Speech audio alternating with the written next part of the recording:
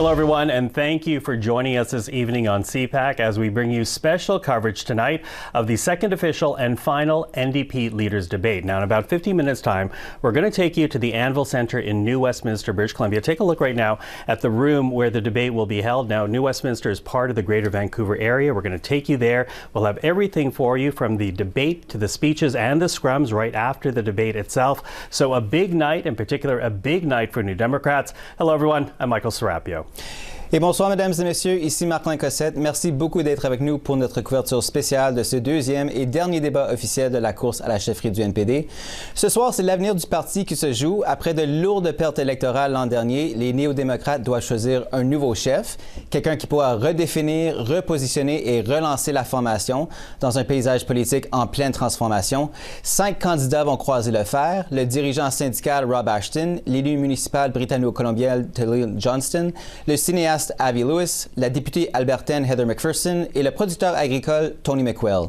Tous devront répondre à la même question: qui peut redonner au NPD sa pertinence et tracer la voie pour la suite? Absolutely. That is the big question. How do you create pertinence, relevance for the party once again? And of course, to help answer that question, joining me and Marc-André this evening are some faces very well known here in Ottawa and among political watchers right across the country. Melanie Richer is a former Director of Communications for the NDP and Jagmeet Singh, these days Principal at Earnscliffe Strategies. Matthew Dubé is a former NDP Member of Parliament, these days Vice President at Proof Strategies. And polls analyst Eric Grenier is the founder and the writer of The Writ. Hello to all three of you. Thank you for joining us. Hello. Thanks for having us. So I'm going to put you first and foremost on the firing line, Eric, because you're more used to me than than our other two guests. But you know, as we talk about relevance, and I will say the debate itself will begin at the top of the clock. We'll get to New Westminster.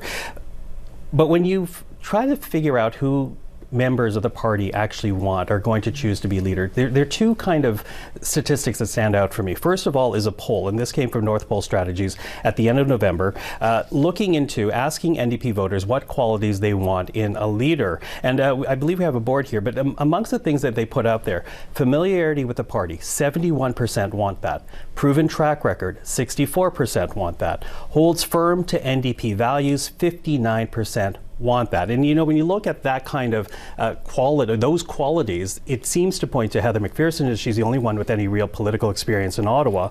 But flip that around to the fundraising numbers released by Elections Canada that measured funds given up to and including December the 31st. Avi Lewis, way ahead, $778,000, $869,000. Heather McPherson, $415,490. Rob Ashton, $231. Tanille Johnston, $142. Tony McQuail, $95. So clearly, on a donations measure, Avi Lewis has the lead. So what do you make out of those two, studies and trend lines? Well, I think for the first set of numbers, you're talking about a poll of people who vote for the NDP primarily, or who would consider voting for the NDP. New Democrats have an attachment to the party, and they would kind of expect the same thing from a future leader. But when you see the fundraising figures, in the first phase of the campaign, Heather McPherson came out very strong. She was the fundraising leader at that point. But we've seen that Avi Lewis has raised nearly half of the money of all of the money that's been raised in this contest. In 2012, Tom Mulcair was the top fundraiser. In 2017, Jagmeet Singh was by far the top fundraiser, and they did very well in those leadership races. He has raised so much money that it does suggest that he is at least reaching out to a swath of the electorate that is willing to donate money, which the NDP has had a lot of trouble attracting in the past. And it might suggest that he has been responsible for a lot of new member signups, or at least should be considered the front runner. To have such a big advantage, almost 2-to-1 over Heather McPherson, does suggest that he should be considered the front runner. Okay. Et Mélanie, là-dessus, étant donné qu'il y a 5 candidats qui seront sur scène, mais ça a l'air qu'il y en a 2 qui se démarquent. Avi Lewis, qui, Michael le mentionnait, devance ses rivaux en termes de financement.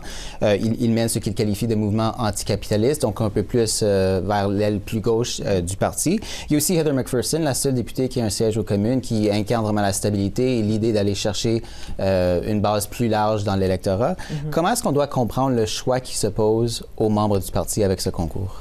C'est un choix intéressant. Je pense que AV en particulier, je pense qu'elle essaie d'aller chercher des gens qui ne sont pas nécessairement des gens qui se considéraient des néo-démocrates avant. Puis je pense que Heather parle beaucoup aux gens qui ont voté pour le NPD ou qui sont ou qui se considèrent en tant que néo-démocrates. Puis je pense qu'il y a deux stratégies qu'on voit qui sont assez différentes. Heather, elle parle souvent de comment on va aller chercher du nouveau monde, comment on va aller parler à monsieur, madame, tout le monde pour leur montrer que le NPD, c'est le parti, le choix pour eux. Puis AV, je pense qu'au lieu, ils se positionnent comme le choix progressiste, puis comment on peut aller chercher une vision plus progressive. Pas nécessairement comment on va gagner, comment on va aller chercher du monde qui ne se voit pas représenté dans le parti. Donc, je pense que c'est deux choix différents, complètement différents, mais aussi deux choix que il y a comme deux buts quand tu vas à la course de chefferie. Le premier but, c'est tu veux que les membres votent pour toi, mais le deuxième but, c'est que tu veux que les Canadiens votent pour toi.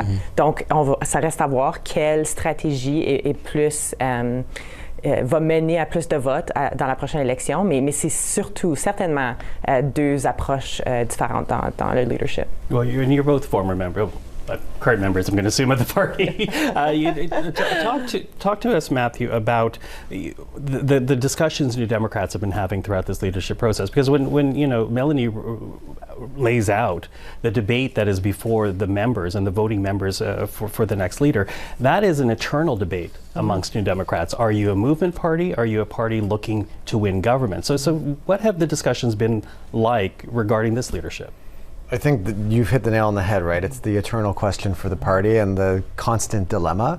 And you've actually seen a little bit of that come out in the leadership race, right? Like you saw Rob Ashton, for example, speaking to how Avi Lewis was denouncing certain projects that Premier Eby supported, right? And then when you look at what's been a successful formula for New Democratic premiers, it's what's often called within the party like the prairie pragmatism, right?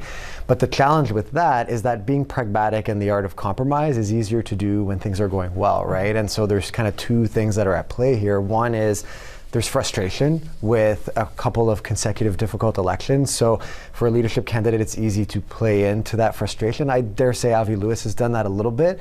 And that's good because you can sort of create some energy, but what do you do with that after? And I think the other thing, in addition to that, is that you also have people who want to know where you're standing on things, right? And so there's like a return to your values, your principles. You talked in the polling about, what is it, 59% that want someone who is the incarnation of NDP values, right? Like I'm doing a bit of a loose French translation there, like incarne les valeurs, like lives the values, lives and breathes the values, right? And so you're also looking for that a little bit. And so I think that it makes it more challenging to lean into that, the things that you need to do to reach a broader swath of the electorate. And lastly, I would just dare say that I think that that's why we haven't, that part of the leadership race hasn't made as much noise with the general public.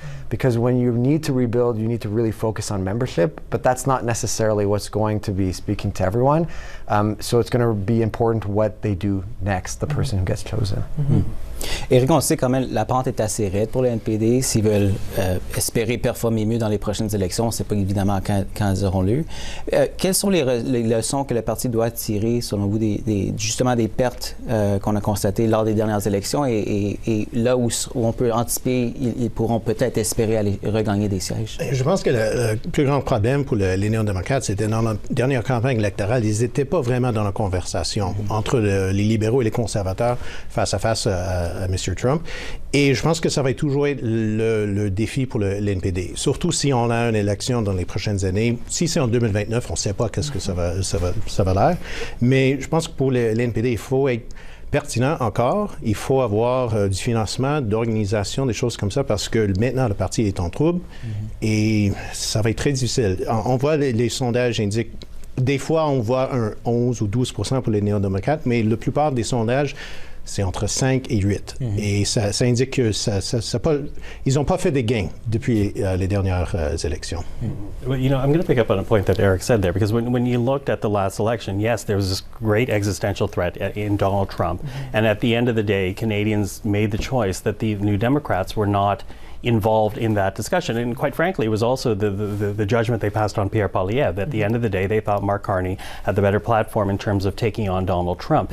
But when I look at the platforms of the 5 potential leaders, it is very much focused on, tried and true New Democratic ground, employment, housing, healthcare, basic income, not Donald Trump and trade. How difficult is that issue for the party, would you say, Melanie? Well, I was on the campaign the last 2 weeks with Jagmeet, and I would say it's really difficult. And to some of the points that Eric made also, the credibility factor when it came to, who do you trust to go up against Donald Trump? Not only was the leader not seen as credible with the electorate, but the party also wasn't seen as credible to the electorate. The Liberals and Conservatives can lean on their party when their leader's not doing so well. We kind of had both of those things that didn't work well.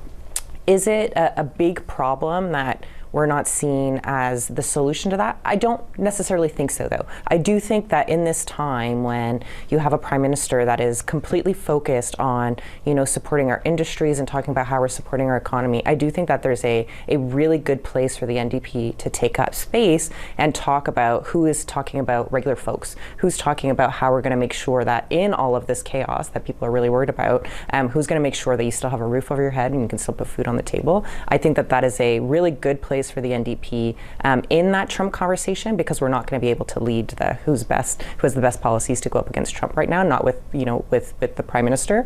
And I think the benefit of that is space that Pierre Poilievre has successfully been able to take in the lead up to the last election. But with him floundering a little bit and not knowing how to respond to the prime minister, I think that's a place where the NDP can take up much more space. I haven't necessarily seen that since the last election. I think that's one of the issues with an interim leader. So hopefully whoever is the next leader after today can take on that space and take on that fight. Yeah, excuse me, I'm going to jump in because you were nodding yes to that. Yeah, like what I would say too is that one thing that gets underestimated is, there's a lot of New Democrats, including former MPs, who are out there talking about progressive vote splits. That's fine. That's a long time conundrum for New Democrats, but we can't underestimate. You look at places like Hamilton and southwestern Ontario and Windsor, where Conservatives picked up seats, where New Democrats finished third.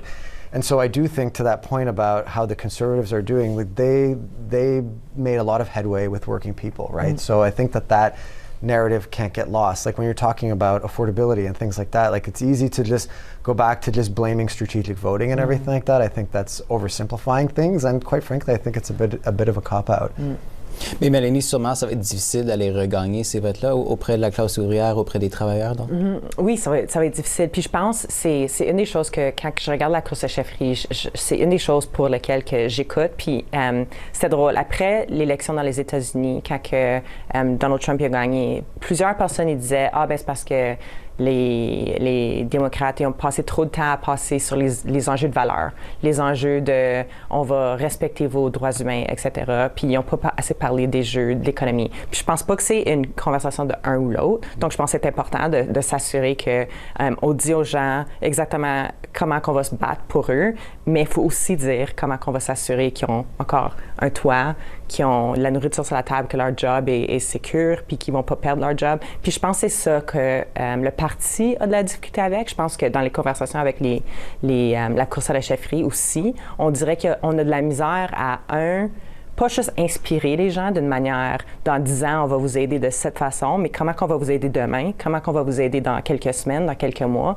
parce que c'est vraiment un privilège. Si les gens sont capables d'attendre pour 10 ans, pour un programme qui leur aide, ça veut dire qu'ils n'ont pas peur à ce qui va arriver demain. Donc, on doit être capable de parler aux gens d'une manière que les gens comprennent, puis d'une manière que les gens comprennent va leur aider bientôt, au lieu de trop tard. Si je peux me permettre rapidement, en fait, c'est la façon dont on parle de certains enjeux. Je vais juste prendre un exemple. L'équité salariale. Pour certains, ça serait un enjeu identitaire.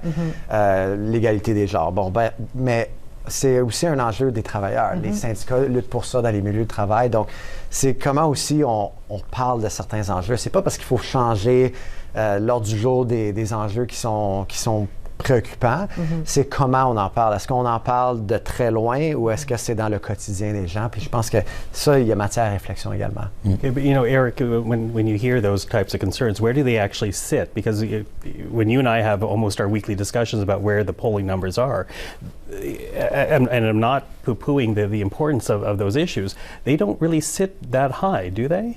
No, they don't sit in the top issues. I mean, the top issues are still cost of living, the economy, Donald Trump, but it does all kind of go together, right? The cost of living is not just it's not all on its own. It includes so many things. The cost of childcare. It includes the cost of sending your kids to university. It cost of pharmaceuticals. All those kinds of things, right? So it becomes a bit of a grab bag. So just Pierre Poilievre and the Conservatives have said how they're going to keep talking about those issues, but it encompasses so many other issues that you can get into it from different angles. And I do think that is an opportunity for the NDP. But going back to what Melanie said, it's about whether they are going to be listened to, seen as a credible option. Because while they're not seen as a credible option, they're just not going to get that. They're just not going to be considered to be in the running to deal with the issue. And I think that's going to be the big challenge for them. Mm-hmm. Mathieu, je pense à l'ère de Jack Layton. Et sous Jack Layton, le NPD aspirait clairement à vraiment servir d'alternative gouvernementale. Hein.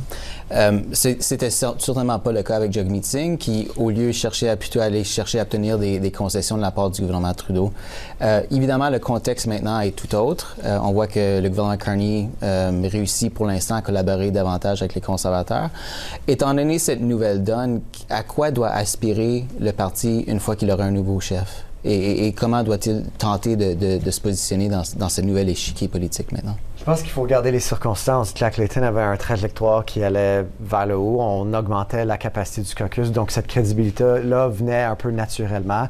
Parce que Jagmeet, malheureusement, a fait face à une tendance inverse. Donc, on a tenté de faire des gains autrement. Puis, je pense que c'est tout à son honneur.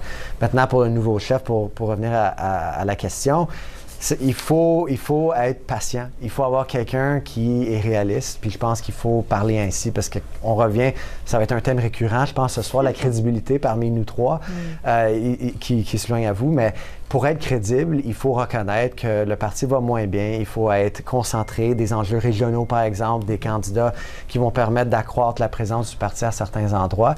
Puis en bâtissant cette crédibilité-là, un jour, peut-être avec le chef qui sera élu, peut-être avec un autre, on va pouvoir, on espère, pour le parti en tout cas, aspirer à autre chose. Mais je pense que le nouveau chef doit être, pour peut-être simplifier ça en un mot, être réaliste. I'm going to pick up on Jack Layton because, as you said, it was viewed as the natural alternative at that point to government.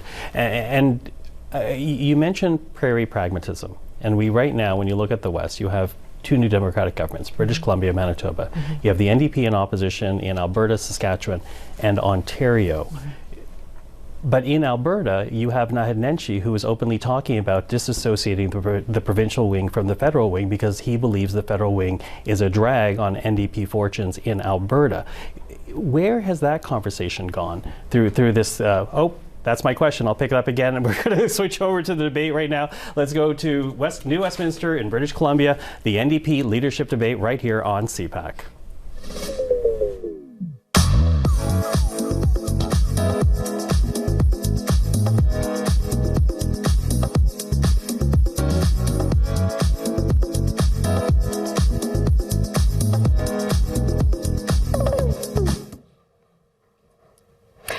Good evening and welcome to the final debate of the federal NDP leadership race. I kind of like that music introducing us. I'm Hannah Thibodeau, Executive Communications Officer at Global Public Affairs, and I will be your moderator for this evening. Before we start, I want to acknowledge that we are coming to you live from New Westminster, British Columbia, on unceded and unsurrendered lands of the Halkomelem speaking people. I also recognize the Kalay First Nation and all Coast Salish people on whose traditional territories we gather tonight. So thank you for that. We also, though, want to acknowledge the horrific attack in Tumbler Ridge, British Columbia. Our thoughts are with the victims, their loved ones, and the entire community as they grapple with the shock and the loss. Now, in moments like this, we are reminded of the importance of coming together and caring for each other. I invite each of you to join us in a moment of silence.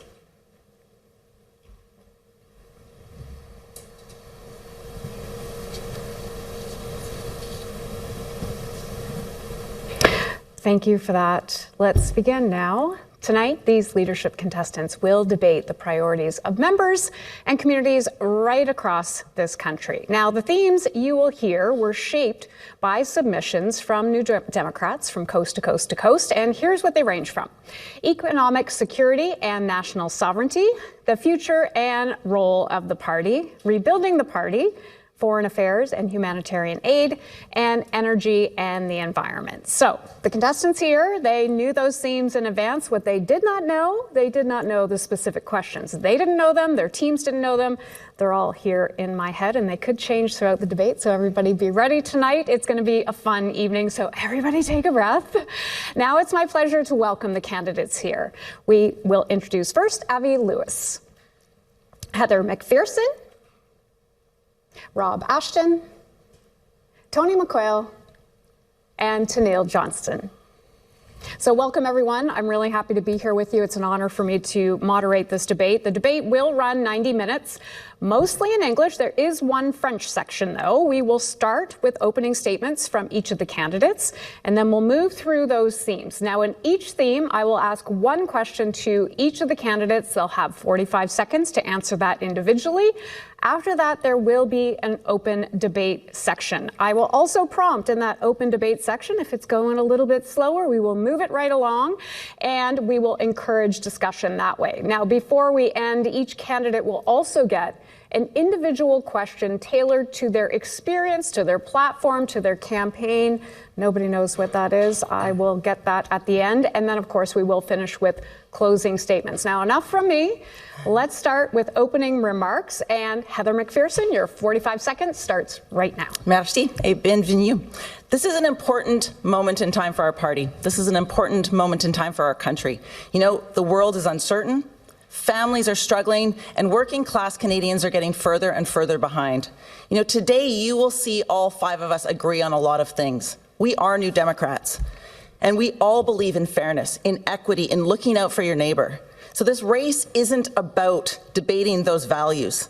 It's about who can turn them into wins for people. You know, Canadians are depending on us to have their backs, to do what we need to do. We need more of us. I know how to win. I know how to build support. I know how to beat Conservatives. We need a leader who can win. We need a leader who can rebuild, and I am that leader.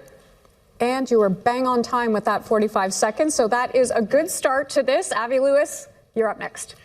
Friends, we're at a fork in the road. Donald Trump is stomping all over the world, stoking fear and insecurity. And while Mark Carney defies him in Davos, at home, Liberals and Tories are caving to the U.S. and letting corporations hoard profits and hike the price of everything. So now the NDP has a clear choice: the same approach that brought us to an historic low in the last election, or a new vision that is unmistakably bold and courageous. Our campaign has proved this path is popular and can win. We've signed up members in 338 federal ridings, broken fundraising records, and hosted huge events packed with hundreds of people from the length and breadth of this land. Our party's comeback has already begun. Okay, not bad. Only a couple seconds over, but we'll let you have that, Mr. Lewis. We are now going to go to Rob Ashton, 45 seconds. Tonight, you'll hear a lot of agreement on some really great policy. But unless we actually lead this country, those policies won't happen. And I'm tired of being Canada's social conscience. You see, our party's drifted away from the working class, and the working class just doesn't see themselves in us anymore. So they went and found another home. And so we need to bring them back. Otherwise, our ideas will remain just that, ideas. That's why I want to bring the party back to its working class roots, so we can win back the seats that we've lost and win a whole lot more. Rob Ashton, thank you. And I'm going to take those 5 seconds from you because I can gab through those. Tanille Johnston, you're next. Awesome. Thank you so much. I'm Tanille Johnston, a social worker, a city councillor from Campbell River, BC, and the first Indigenous person ever to be represented on a federal leadership ballot in Canadian political history. And I'm so grateful that that piece of history now lives with the NDP.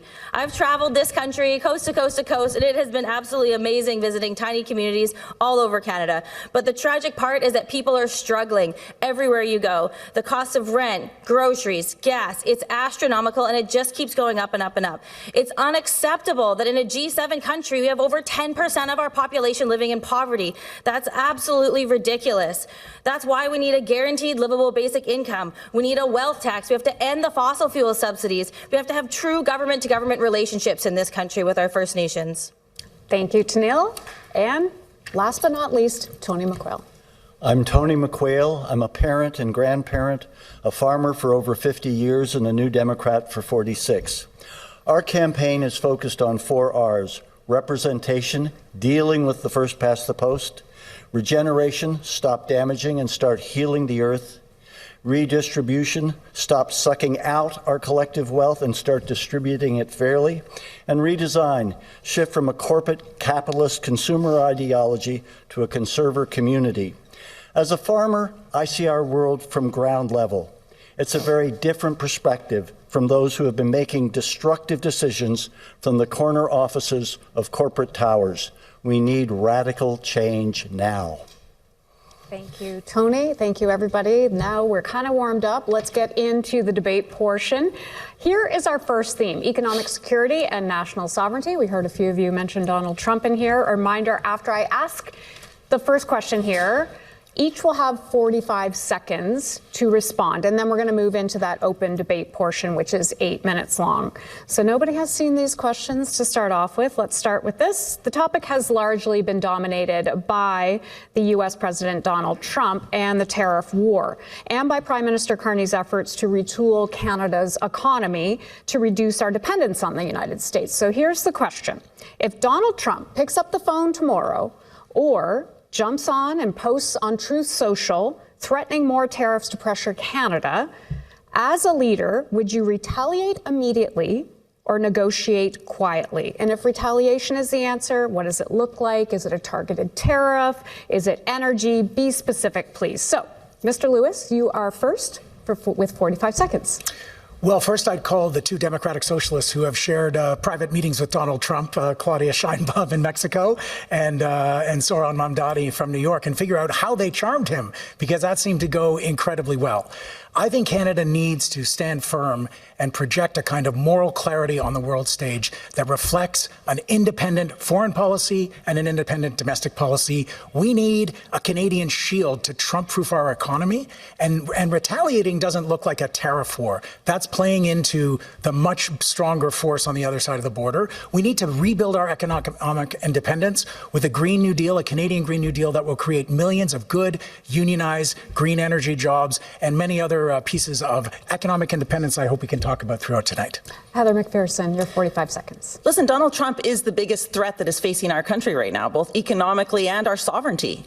And the way that we need to push back on that is to build our own economic sovereignty. You know, we need to be investing in workers. We need to be building with Canadian materials. We need to be building with good Canadian unionized jobs. You know, we need to raise wages. We need to legislate workers' rights into our laws.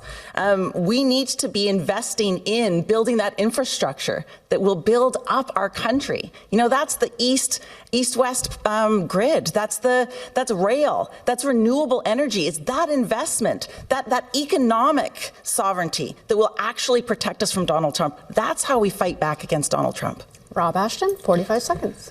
So on my travels throughout British Columbia, I met this mill worker, and his biggest concern was about losing his job either in a week or in a month. And that's how a lot of Canadians feel right now. But that's because of Liberals and Conservatives ruling on behalf of their CEO friends and the ruling class. So we have to change that. And how are we going to change that? That's with my jobs promise. And the reason I bring that up right now is because that's how we fight Donald Trump, is by creating economic security in this country, by creating good jobs, Canadian industries for Canadian workers, by standing up against him and finding new, fairer trade partners in this world. And that's how you stand up to a bully. Okay, Tony McQuail, your 45 seconds. The tariffs are an incredible opportunity for us to reconsider what our economy is for, to relocalize it and redesign it so that it works for Canadians and not Canadians working to enrich the global elites. We have to be thinking about sovereignty in a realistic terms. And in 2026, sovereignty is not going to come out of the barrel of a gun or out of a pipeline. It's going to come from reinvesting in education, healthcare, childcare, and regenerative agriculture to ensure that we actually can meet and are meeting the needs of Canadians inside. And we need to develop a nonviolent defense strategy that supports communities in developing unarmed civilian defense programs. Thank you, Mr. McQuail. Tanille Johnston. Yeah, so if Trump called, he'd get my answering machine. I'd be busy trying to lift the burden of economic insecurity off the backs of workers. Big oil, big telecom, these giants are recording record profits while we're not investing in Canada. Our retaliation strategy is investing in ourselves and seeing the huge worth that we are as a country within our own borders. We need to bring manufacturing and production into Canada. We need to stop sending out things like raw logs just to have that wealth created outside of our borders. Then we buy it back for more money. We truly have to invest in Canada, and we have to do it now, right down to the micro things like offering childcare. If we want to send hundreds of people back into our healthcare workforce, give them some support with taking care of their kids so they can go back to their care industry. Okay, thank you. Everybody's bang on time. So far, I'm really happy with this group. Let's now start with the open debate for 8 minutes. Mr. Lewis, I am going to start with you. And here's the question. I heard from all of you. We have to invest in ourselves. However, we do rely on trade with the United States under President Donald Trump. Is the United States an unreliable partner or a partner we can't afford to lose? And let me dig into this a bit more to give you a little more. Canada has committed to increase defense spending, and we did hear about defense as well. Stronger border measures, but we're not taking part in Trump's newly created Board of Peace or the International Security Force in Gaza. How would you define the balance between sovereignty, security, and alliance management at the moment? So people can jump in on this one, and I'll keep an eye out. So we'll start. I mean, to say that Trump is an unreliable partner is to state the crushingly obvious. We fought the free trade deals in the NDP and the labor movement and social movements on the left in the 80s and 90s because we knew it was bonkers to tie and bind our economy so tightly to such a dominant 10 times larger economy to the south. And so now we're living the vulnerability of those decisions, and we are at Trump's mercy. I can't believe you said Board of Peace with a straight face. These are ravings. They're not foreign policy. We have to be smart and take them on and take them seriously, but we can't participate in fantasies like the so-called Golden Dome and other Trumpian dystopias. We actually have to stand up for Canada, and that means negotiating firmly. And not only negotiating firmly, but when the emperor is insane and has no clothing, somebody has to say it. And when they do, others will listen, and people start to have just because he's the president of the United States and can push a button that I've been living under the threat of all my life, the nuclear holocaust, doesn't mean you have to kowtow to him. And there are many, many people in the United States who aren't. But the things we need to be thinking about as Canadians is we need an embargo on military shipments to the U.S. now. Because not only is it bad when a country hits its own citizens with their military, but they're talking about 51st state. J.S. Woodsworth knew you shouldn't send scrap steel to Nazi Germany. We should not. We need a U.S. arms embargo now. Ms. McPherson. Well, which is why I wrote to the Prime Minister and demanded that we stop sending weapons that are being used by ICE against American citizens. But we need to do more than that. You know, we need to continue to push this government to live up to its obligations to stop sending weapons to regimes that are going to use them against human rights abusers. And that continues to happen despite the fact that that is against international and Canadian law. But, you know, you talked, Hannah, about developing trade relationships, and I think that is something that we also need to look at. You know, we are a trading nation. We do need to have trade relationships. We need to trade interprovincially better, and we need to develop trading relationships aside from the United States. Would you say Mr. Carney is doing a better job at that? I think we need to do much more, and I think we need to do less with the United States, because let's be honest, CUSMA was something that Donald Trump signed. We have a trade relationship with this president, and he broke it. So any trade relationship he makes going forward, he is just as likely to break. He is completely unreliable. Mr. Ashton. So, like, Trump's a bully, and we all know it. And I've been fighting bullies since I was in grade 7, which was a couple of years ago. And the only thing that they understand is strength. Strength to push back on them. You know, our current prime minister, he talks a tough game, but then he folds. Poilievre, well, we've all heard that guy cheering on some of Trump's decisions. So we have to stand up for Canadian jobs in our industries. We have to invest in Canadian industries, but when we invest in Canadian industries, we have to invest in job creation with that. We also have to diversify our trade agreements. We have to diversify with countries that want to work with us, that want to be allies with us. And the board of peace, that's not a board of peace. And I'm actually glad that Trump took our country off that board, because it would have been a black eye on our country. Tanille, you wanted to jump in? Yeah, so you asked if Carney was doing a better job, and I was listening to actually a CBC radio cast, and it was counting down kind of the different interprovincial trade barriers that are being broken down, and I was waiting for agriculture. I was waiting for food. I was waiting for Carney to finally enable Canada to feed itself and to support our farming and our agricultural industry in a good way, and it just wasn't there.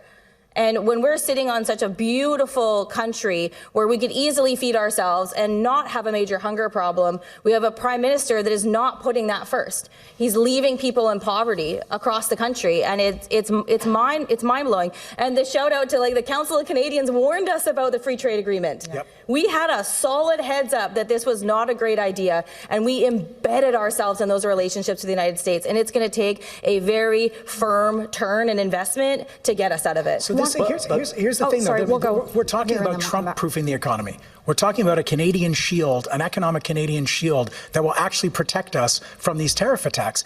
There's a lot of talk about how we're all the same, we all believe in the same policies. It's not entirely true.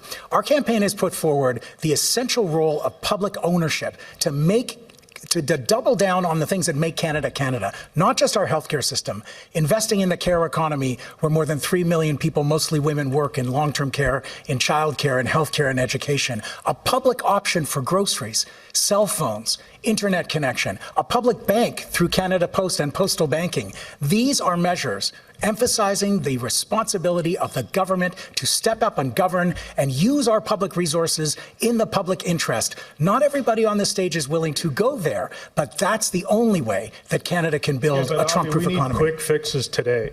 Sure, they're compatible. And a public grocery option isn't a quick fix. What we have to do, we have to push our federal government, and when we take power eventually, we actually have to start doing what's immediate, and that's price caps on groceries. Sure. That's price caps on telecoms. Stronger penalties and even jail time for companies that try to gouge our prices, try to gouge Canadian citizens. This is immediate, because right now, Christ, when I was a kid, it was $20 for a bag of groceries.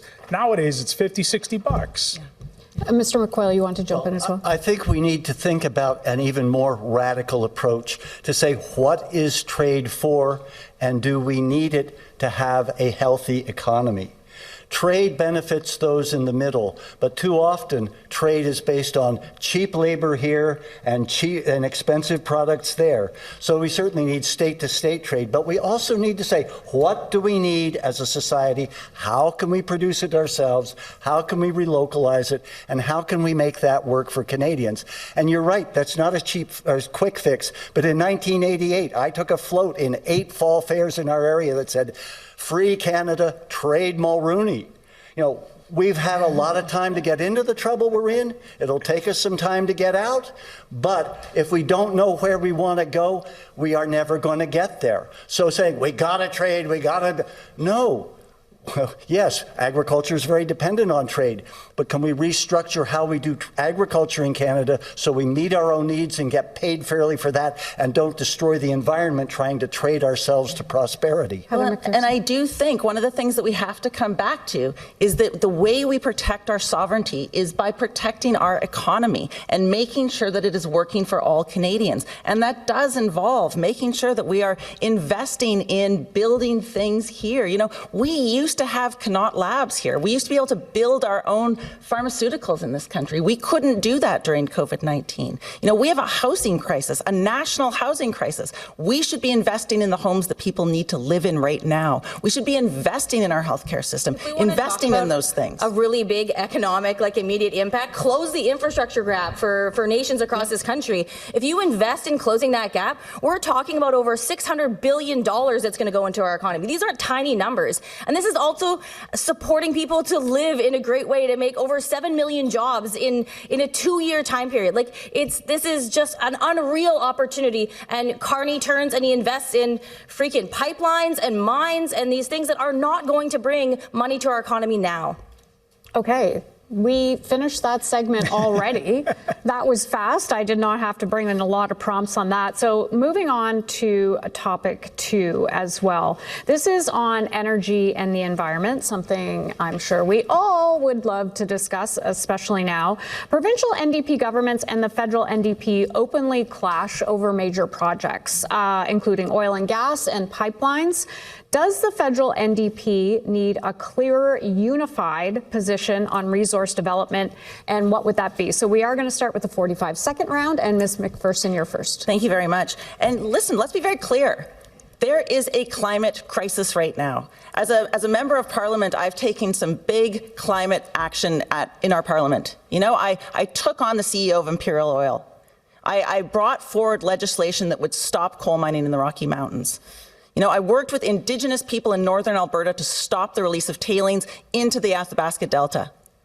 And I have a plan going forward to deal with the climate crisis that we are facing that involves stopping oil and gas subsidies, investing in renewables, making sure that we are building a plan that brings workers along, that workers are at the center. Because if workers aren't part of every single environmental plan in this country, then that plan is doomed. Okay, thank you, Ms. McPherson. Mr. Ashton, you're next. So I come from a province that burns 4 months out of the year, and then the next month it floods horribly. And that's true across this country, and these burn seasons get longer and longer as we go. You see, climate is a class war because big polluters profit and their friends run away with a pocket full of money, when it's the working class at the end of the day that pay the ultimate price in their communities. Climate action has to do 3 things to fix this. We have to cut pollution, lower the cost for families, and create good union jobs. But to win this war, you'll need to be united and not divided, because division is the weapon of the boss. Thank you, Mr. Ashton. Mr. McQuail, you're next. If you visit our website, TonyMcQuailGreenProgressive.ca, there's a piece on it that talks about a holistic goal for Canada. And it is something that I hope could help provincial and federal NDP work together with our riding associations and the people of Canada to say this is a vision that is hopeful in terms of both the environment and the economy and the kind of world we want to build. What we have to understand when we talk about the environment is every time we take a breath, a drink, or a bite, the environment isn't something out there. It's now something inside us and becomes part of us. So we have to have plans and decisions that build a healthy environment as part of building a reasonable economy. Tanille Johnston. Yeah, where I come from, people work in resource-based industries. They work in forestry, fishing, energy, and like Rob offered, wildfires come in, we're suffering from floods and droughts, and they're already reshaping what our communities look like and how we move about day to day. People there don't deny climate change whatsoever, but where we struggle is where we see the clear path to the next job when we talk about job transitions. A serious climate plan has to remove the $30 billion that we give fossil fuel industries year over year over year. That money needs to go back into renewables, retrofits, transit, care work, the land restoration, so we can rewild areas where we've had a detrimental impact to our environment. And Heather McPherson. No. Sorry. Again, I can do it again. No, I'm happy to go again. I just turned and I looked at you. Abby Lewis, my apologies. I love this party. To be in a national leadership debate and have unanimity on the stage that the climate emergency is a frontal issue. We talk about it second in a debate, not left to the end. But there are differences among us. I believe it's time for the NDP to tell the truth. We have to get off fossil fuels as quickly as possible. And we're the only party Canadians can trust to do it without throwing a single worker under the bus. Workers can't transition into a promise. You can't feed your family on a slogan. That's why we need a Canadian Green New Deal to create 1 million good union climate jobs on an emergency basis under public ownership. Fossil fuel and workers need those jobs waiting for them. Carney's ripped up decades of climate policy. It's our time to lead on climate. I'm going to get to that in just a bit on the climate policy. I want to start with you. That's why I was coming to you last time, because I'm starting with you this time. You're from Alberta. That's where your riding is. Alberta is central to this debate. How does the NDP compete in the West without alienating voters whose livelihoods depend on energy? Yeah. Listen, I am the daughter of a truck driver. My family worked in the oil and gas sector. I'm proud of the contribution that Alberta made to building Canada. But I also want us to be building a future-facing economy. You know, I want us to be building a future where my children want to stay and work in Alberta. And that means investing in renewables. But I want to be clear, because you brought this up earlier. You know, we need to work with the provincial governments, the provincial NDP across this country. You know, we need to work with them because what they are achieving for the people in their provinces is important. You know, I think about what Rachel Notley achieved and how she was able to cut child poverty in half. I think about the role she played in getting us off coal power, you know, reducing our emissions, and how important that was. We cannot be picking fights with the provincial NDP. So we have to work together. Let me just ask you this. Key. You have Naheed Nenshi in a room together with the Premier of BC. How do you negotiate those two premiers? Well, I can tell you it doesn't help. An MOU by Mark Carney and Danielle Smith that pits British Columbians against Albertans, that pits people against each other during a national sovereignty crisis. You know, what we need to do is work on those things that as New Democrats that we believe in, those values that will move us forward, and not be a burden to the provincial parties, because the provincial parties are making life better for the people in their provinces. So let me come to you, Mr. Lewis, because you oppose fossil fuel expansion. Yes. Is that position electorally viable in energy-producing provinces, or does it limit the NDP? Of course it is. Albertans have known for decades that we need to diversify our economy in fossil fuel-producing regions. Everybody knows it. And the fossil fuel industry keeps stoking division and presenting us with new pipeline projects as an existential necessity to kick the can down the road and delay that time. 92% of Albertans believe that the industry should pay, as is the law, polluter pays, to clean up the mess in one of our most beautiful places in all of Canada, in Alberta. There are hundreds of thousands of oil wells that have reached the end of their life. They're leaking in farmers' fields and in local municipalities that do not have the money. They download these wells, abandoned and orphaned wells, to companies that go bankrupt, and they get rid of any responsibility for cleaning them up. That's decades of unionized labor for the very workers who dug those wells to clean up rather than further contaminate the land. Mr. McQuail, you want to jump in? We also need to ask, is climate change a problem or a symptom of a bigger problem? And I would say it is a symptom of a bigger problem, which is a society that has gotten addicted to using way too much energy. We are dumping millions of years of fossilized sunlight into our atmosphere instead of maintaining the carbon cycle that we're all a part of. And so we have to talk about how do we not only change the economy and transition it to renewables, but how do we redesign to drastically reduce the amount of energy and resources that economies use? Because our economic growth, which has been promoted for the 45 years since I got involved in politics, is actually becoming a cancer on the planet. So when we have these opportunities, and renewable energy is a huge opportunity, not just in terms of jobs, not just in terms of the environment, but in terms of costs and the cost to people. We put up a passive solar house in the 1970s, put up an on-grid or a grid-connected wind generator.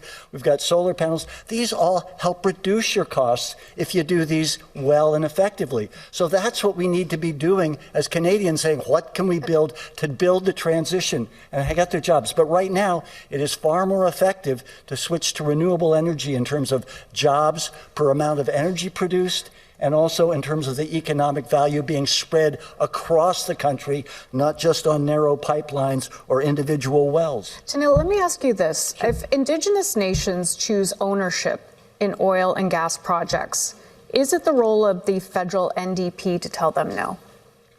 No, I think it's the role of the federal NDP to work with nations to bring forward a prosperous Canada for all, which is actually the title of the Assembly of First Nations strategic plan, is Prosperity for All. We really, truly, I'm going to speak for a lot of Indigenous people across the country, we care about our country. We want prosperity for all. We truly believe those words when we say them. And we're talking about transition. One of the biggest pieces of misinformation out there, I believe, is the fact that people think that getting jobs in renewable industries don't pay, that you're not going to be able to make the same amount of money working as an engineer building a turbine as you are if you're working as an engineer in an oil field. And that's just not true.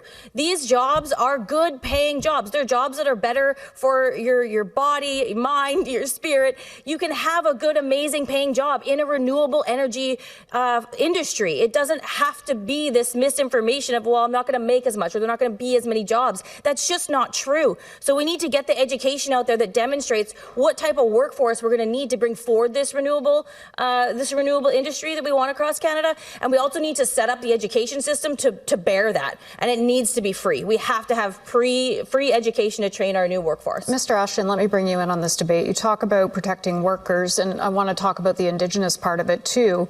When energy jobs are tied to Indigenous-owned projects, does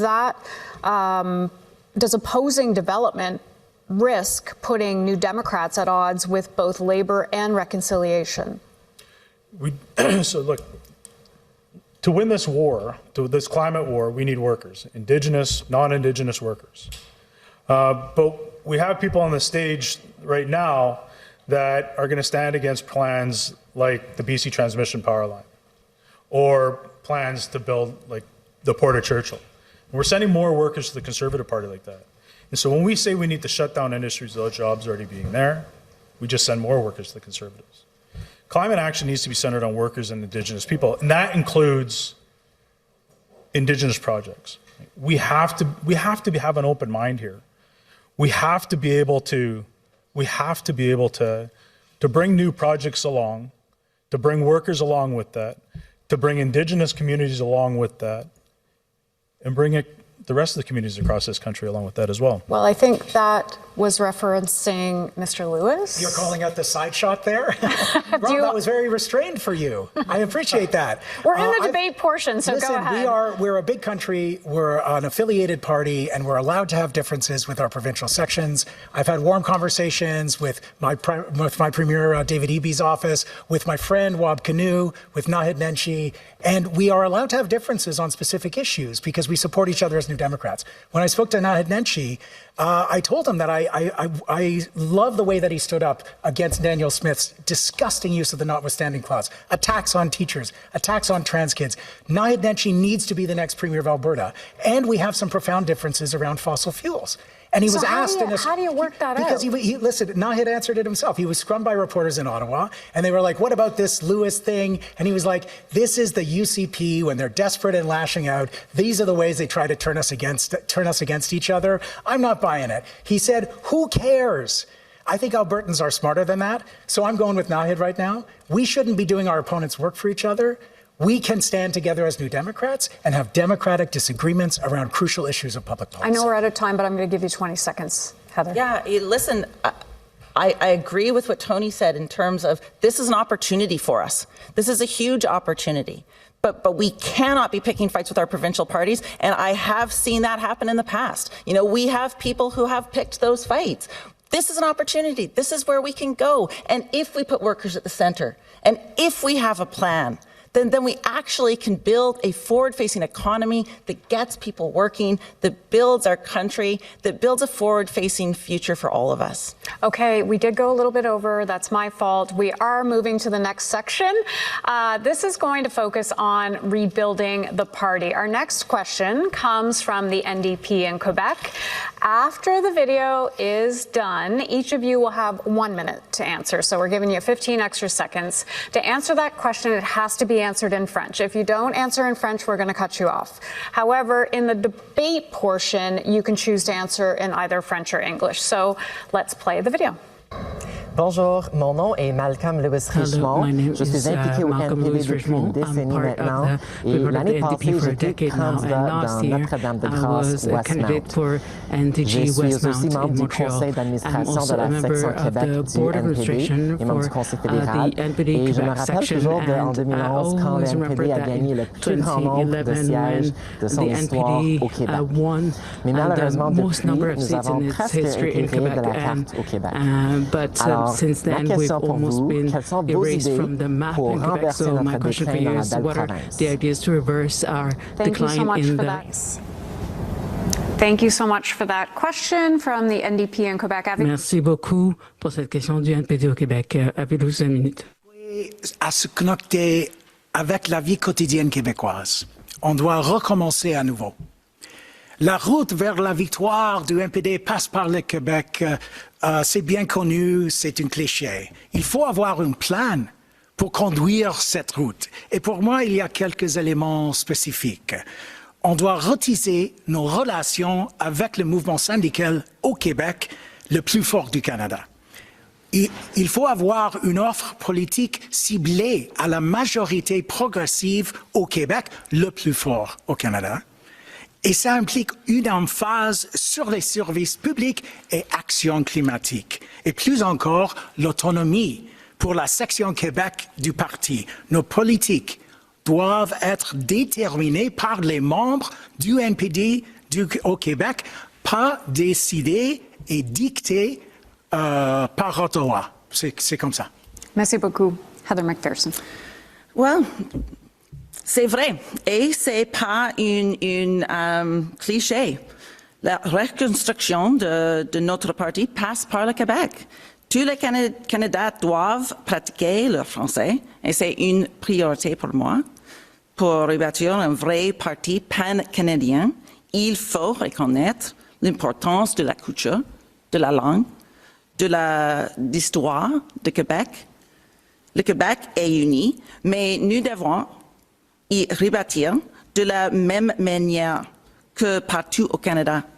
La reconstruction du parti passe par la circonscription. On doit nommer nos candidats plus tôt et être prêts. On doit aussi augmenter le membership. Les Québécois ont une place à notre table et chaque membre a une voix dans le parti. Je sais comment faire le travail. Je fais le travail. Je suis prête. Merci beaucoup. Rob Ashton. Pour moi, c'est veut dire rebâtir la confiance avec les travailleurs. On doit regagner ce qu'on a perdu. Le vécu trop cher, c'est pas de l'or. On doit montrer aux gens le NPD à la solution. Et oui, on a besoin du Québec pour gagner. Je sais qui, je dois parler mieux français pour connecter avec les Québécois et les francophones. On a besoin d'organisateurs et des liens avec les syndicats. Et on doit parler aux gens de ce qui est important.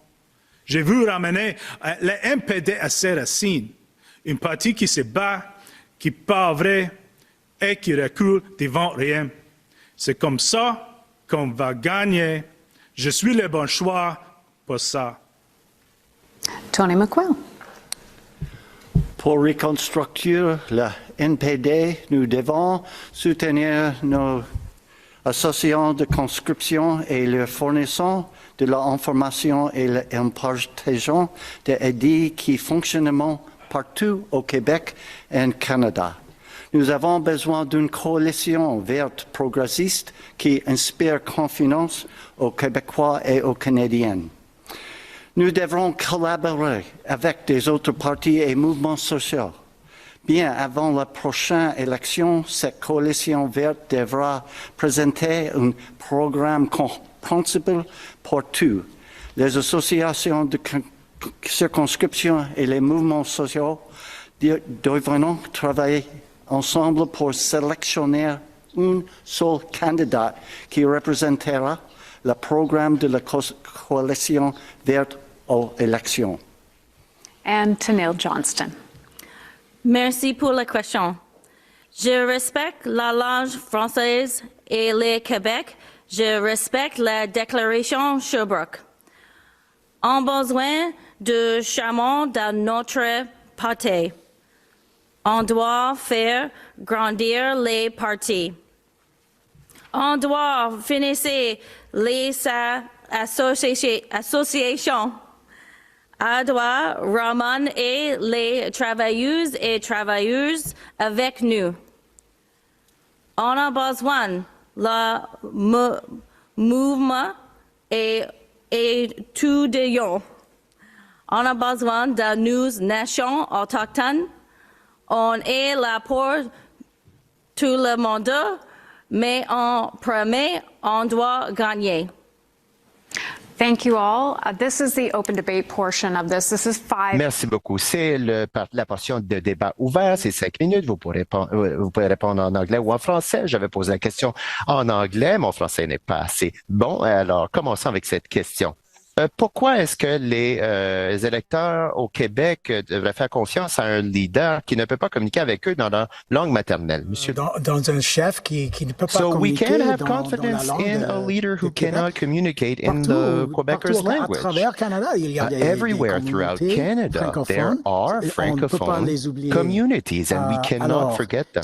Mais So, c'est pas seulement une but question de it's parler en not français. only a Il faut question of connaître speaking French. We unique have du to Québec, know the la unique culture, history of Quebec. We have to know il y a un the sens culture. de nation québécois. There Les is, Québécois et Québécoises, in a sense, a Quebec nation of Quebecers, du and NPD qui these connaît Quebecers l'histoire deserve et la culture. an C'est pas seulement NDP une question leader de la who langue. knows their culture. Je It's demande not only a attention en question of espérant que je language. parle tout le temps, mais je laisse. Would you So, commit to becoming fully bilingual and by Bien what sûr, time and bien what sûr. time frame? Oui, c'est en marche, oui. Time frame? I think we're all pretty committed to becoming Yes, fully indeed. bilingual. By what time frame? in Sorry, being Mr. honest. McQuail, just 1 second. By what time frame, please? I think being fully bilingual is going to take at least a year of solid commitment to the language. And in my opinion, as someone who's spent my adult life trying to retain any ounce of my native Likwala language, where we only have like 6 fluent speakers left, I totally understand and wholeheartedly live holding on to your language as a vital component of your culture. And I think understanding that and reaching out to Quebec and offering that relational history of retaining language is huge. I think what Quebec has been able to do with holding on to their Francophone community and their language is absolutely amazing. And it's something that we've struggled to do in Canada with numerous nations across this country where our language dialects have been decimated by colonialism and Western culture. So I think we have a lot to learn from Quebec and how we retain languages and move forward with more language culture in Canada. I mean, in BC, we only have 1 Francophone school district for the entire province. We need to fix that. Sorry for interrupting, Mr. McQuail. Go ahead. That's okay. Well, I want to be perfectly honest. As somebody who has 2 years of high school French and is going to turn 74 in March, I doubt that I will become negotiatingly fluent en français in my lifetime. That is what translators are for. And if I deal with a native community, I will need a translator to speak with someone who doesn't speak English. But when we had Katimavik billets, I got on really well with the Francophone billets who were working class as opposed to the Anglophones who came from Rosemont in Toronto. And so what we need to understand is I do speak better with Mother Nature than a good many people. And I don't think we're in a crisis where the Francophone language or the Francophones in Quebec are going to disappear. But our planet is disappearing before our eyes, and we need somebody who understands and not that language. Il y a 2 langues officielles au Canada. C'est pas une question de There are négociation, 2 de official traduction. languages in Il y a 2 Canada. langues. It's not a question of Let me ask interpretation you, or translation. There's 2 Ms. languages. McPherson, because we are going to come to you next. You've highlighted your experience. You've been a member of Parliament since 2019. You understand federal politics. Given that Quebec is an essential part of forming government, why wasn't becoming bilingual a priority? Well, pour moi, c'est une grande priorité pour ma famille. For me, it is a huge priority for my family. For example, my daughter speaks French. Parle français très bien. C'est important pour moi quand mon époux et moi registrons ma fille pour l'école. C'est une immersion. Mais c'est difficile à l'Alberta. C'est pourquoi c'est nécessaire. Nous protégeons la langue française au Québec, mais aussi une autre circumscription, autre province dans le pays. Par exemple, Edmonton-Strathcona, my riding is the French Quarter. You know, and we have fought hard. I have fought hard for Campus Saint-Jean. I have fought hard to make sure that we are respecting and protecting French language in Alberta and across the country. Thank you. And Mr. Ashton, let me ask you, you lead a national union representing workers across the country for more than a decade. In that role, how did you engage with Francophone workers, and why did learning French not become a part of the national leadership responsibility? So we don't have members in Quebec. We're a BC-based union, but to answer your original question about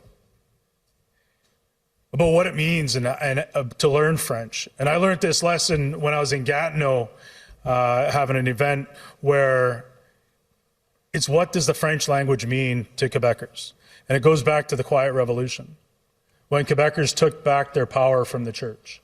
It's when I learned that. That the English language was the language of the ruling class and the French language was the language of the working class. So I'm committed wholeheartedly to learning French. Okay, and we are out of time for this segment, so we are going to move on to the next one. So I appreciate your answers on that one. The NDP, this one is the future and role of the party. The NDP currently governs in British Columbia and Manitoba, and we've had a little bit of this discussion throughout, but we're going to get in a bit more. It's governed in Alberta, Nova Scotia, Ontario, Saskatchewan, Yukon. Why can New Democrats win provincially, but they can't seem to win federally? Mr. Ashton, you first. Canadians are better we're weak. It's the working class that pays the price. So we have to change this. We have to build on the provincial successes that we've been having and not undermine them. You see, that means real power for our members, real power for our EDAs, discussions on shop floors and not in boardrooms. Show working people that we hear them, that we get them, and we're going to fight like hell for them. That's how we're going to win downtown. That's how we're going to win in the suburbs. And that's definitely how we're going to win in rural ridings. Thank you.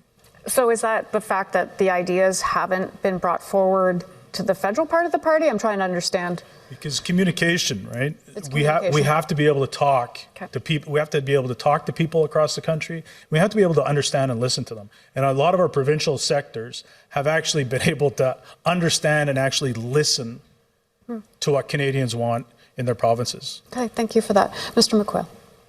Well, the first past the post electoral system is a great handicap, not only to the national party, but to the provincial parties.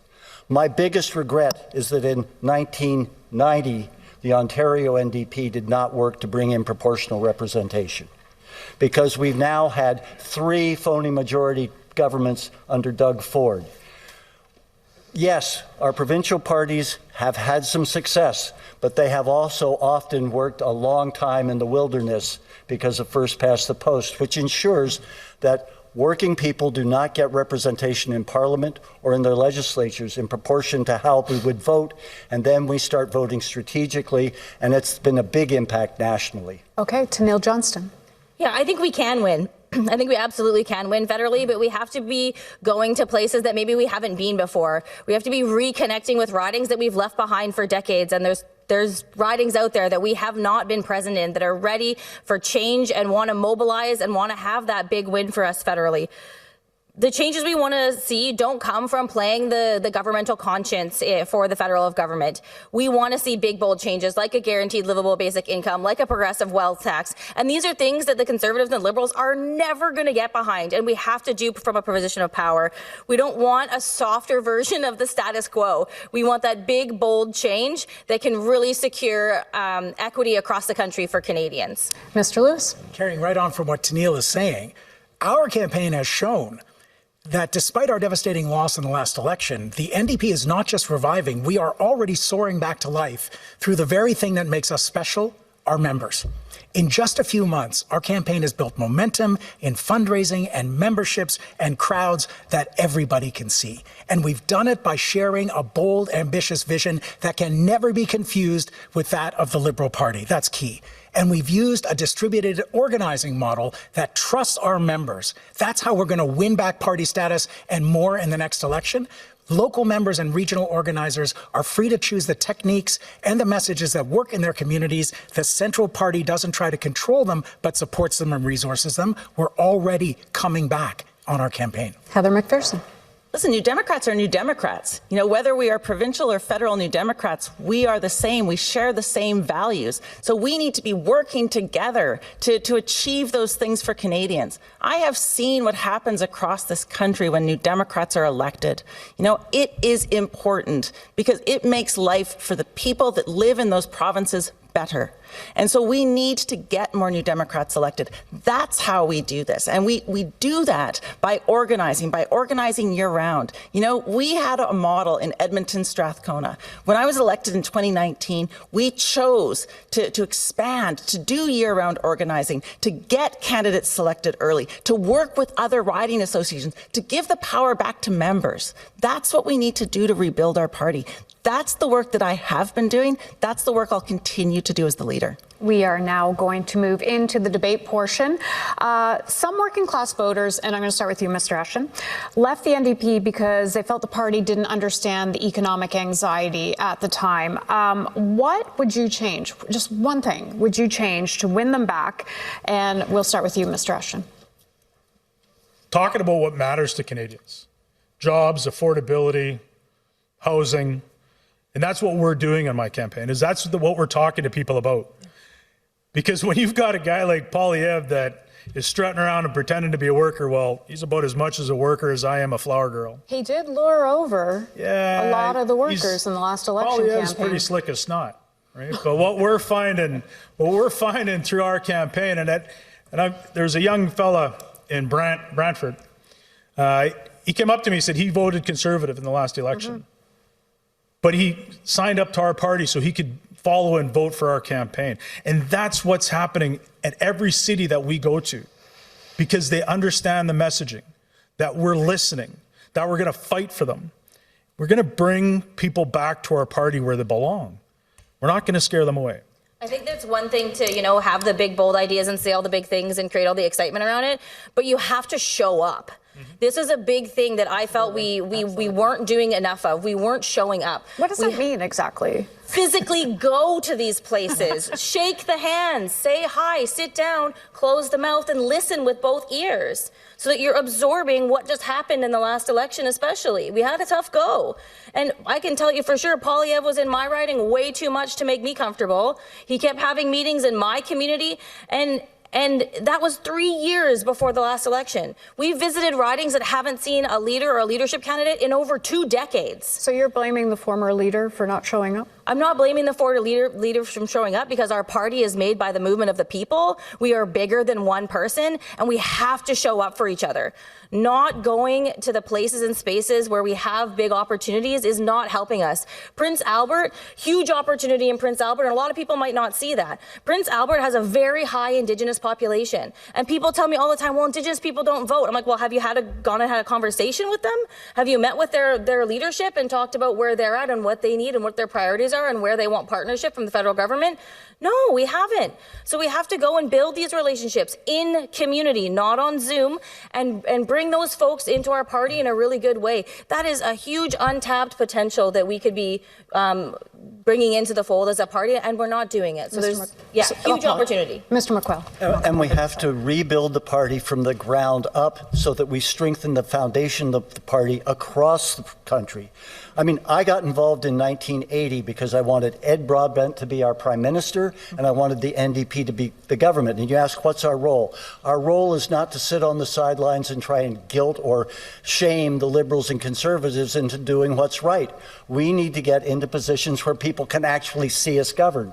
And when they have, we have health care because Tommy Douglas showed what could be done. And then the Liberals and Conservatives got scared that, well, the CCF might form a federal government. Let's bring in health care. And now we're losing it to Danielle Smith and Doug Ford strangling it or starving it. So we need to be in government. That's the role I want to see for the NDP. But to do that, we have to rebuild the foundation of our riding associations, make sure the communication is two-way and not just about asking about money. How about information on how we could strengthen our riding associations, what's working with other riding associations, what our MPs and MPPs are doing, and what other countries are doing to solve the problems that are on people's minds, be it access to health care, food pricing, or jobs, so that we actually can show people what could be done and how we could do it, and that we have the strength to do it so they might vote for us. Thank you, Mr. McQuail. Mr. Lewis, I want to come to you because you argue for being bold, not liberal light. Those are your words. That appeals to activists, but elections are math. Yeah. And we have to be frank. To Canadians, Hannah. If you refuse to court centrist liberals, where does your growth come from? That's not the way it is at all, actually. But thanks for the opportunity to clarify. You're welcome. This is where you see the shared values. We got to show up. We got to talk to working class Canadians. Tanille, Rob, Tony, Heather knows the same thing. We need to win. How do we do it? This is what we need to focus the conversation. We launched this campaign laser focused on the everyday emergency of just trying to get by in an impossible, unfair, and rigged economy. We're the only party that has a story for Canadians about why life is unaffordable, why you're crying at the supermarket checkout, because Galen Weston is worth $18 billion, and because 5 grocery chains dominate the industry and price gouge and collude. That's why we put out a public option for groceries. And we got incredible response, Hannah and Rob, you must know this, from Conservatives. Conservatives are really interested in a public option for groceries because Conservatives understand that the economy is rigged and we live in a monopoly economy. We share values, but we have different solutions, and we're going to win by offering solutions that are actually as big as the crises we face that will solve the crisis of working class life. On the back of all the affordability is also we should have free memberships. So we shouldn't be charging $10 for people to come join our party when we know that they're being crushed by the capitalist economy that the Conservatives and Liberals love. We need to change our approach to bringing people into the NDP family. Okay, thank you. And Ms. McPherson, you wanted to get in there too. I did want to say we got to come back to rebuilding our party. And to rebuild our party, you're right, we do need to show up. It's why I have door knocked from Smithers to St. John's. It is why I have been doing this work for years. It is how we expanded the number of people that we could get elected in Alberta. And we've got to continue to do that work. And that is working with the riding associations. That is training our members. It is supporting our members. It is making sure that vetting process is transparent and fast. It is making sure that we're giving the resources to our riding associations to do the work that we are asking them to do. And ultimately, we've got to go to our members and we have to trust them. We have to trust them to help us rebuild the party. The party is the members. Okay, Mr. Ashton first and then Mr. McQuail. So we talk about rebuilding the party. And I'm glad to hear that my friend has a good relationship with the premiers and premiers in waitings of the provinces. I'm glad to see that he knows that he's got to talk to the provinces and have a good relationship with them, and that he's grown. Because about a decade and a half ago, something was dropped from the federal NDP that absolutely destroyed the Alberta NDP's chance ever again for being re-elected. Up until the head took over. That's pretty heavy. And so I'm really happy to see that he's grown and he's become a stronger New Democrat. I hear a little bit of tension there, so I'm going to come to you, Mr. McQuail. I'm going to let Mr. Lewis respond to that. Once again, thank you so much for the opportunity to clarify. First of all, the LEAP was 10 years ago, not 15 years ago. The LEAP manifesto was itself an exercise in building a big coalition, building a bigger table, as Heather might say, among people who didn't share all of the same views, from environmentalists to the union that represents oil sands workers. A senior official from Unifor was in the document making changes until the last minute. So we built a big coalition. We launched the LEAP manifesto. The head of the biggest union in Canada, CUPE National, signed it. The head of the Canadian Labour Congress at the time signed it, as well as dozens of other unions. When we came to the Edmonton Convention with it, we worked through the leader's office to make sure everybody knew it was coming, a federal resolution at a federal convention. And the resolution itself was itself a compromise that just said that riding associations should be able to debate this vision. And 3/4 of our members, our precious members, the renewable energy source of our party, 3/4 of the members on the floor in Edmonton voted for that resolution. So I think I'm the same New Democrat I've always been. We're over time, but I'm going to give you 20 seconds. Yeah, okay, just 20. Well, give him a bit to respond, and then I would like 10. 20 and 15. Okay. Go ahead. He hasn't spoken enough. You can give No, I did spoke before. You guys are so polite. Okay, I'm going to go Mr. McQuail. Okay, Literally 15 seconds, though. I'm already over time. I've been saying that we need to throw our arms wide and make sure that people know we want everybody, including disenchanted liberals who've been getting a smoke job in terms of what they think they're voting for, and concerned conservatives who don't like pit bull politics and understand that cooperation actually is a conservative value. Rob, did you want to just come in? You're fine. Okay. We are going to move on to the next section if you want to jump in on something in the next section. This is a continuation of that one. I'm going to have to take some time out of it. My apologies. We're going to focus a bit more on how you would deal with this Prime Minister and this Liberal government. We did see another floor crosser yesterday from the Conservatives going over to the Liberals. It's clear that this Prime Minister would like to have a majority government.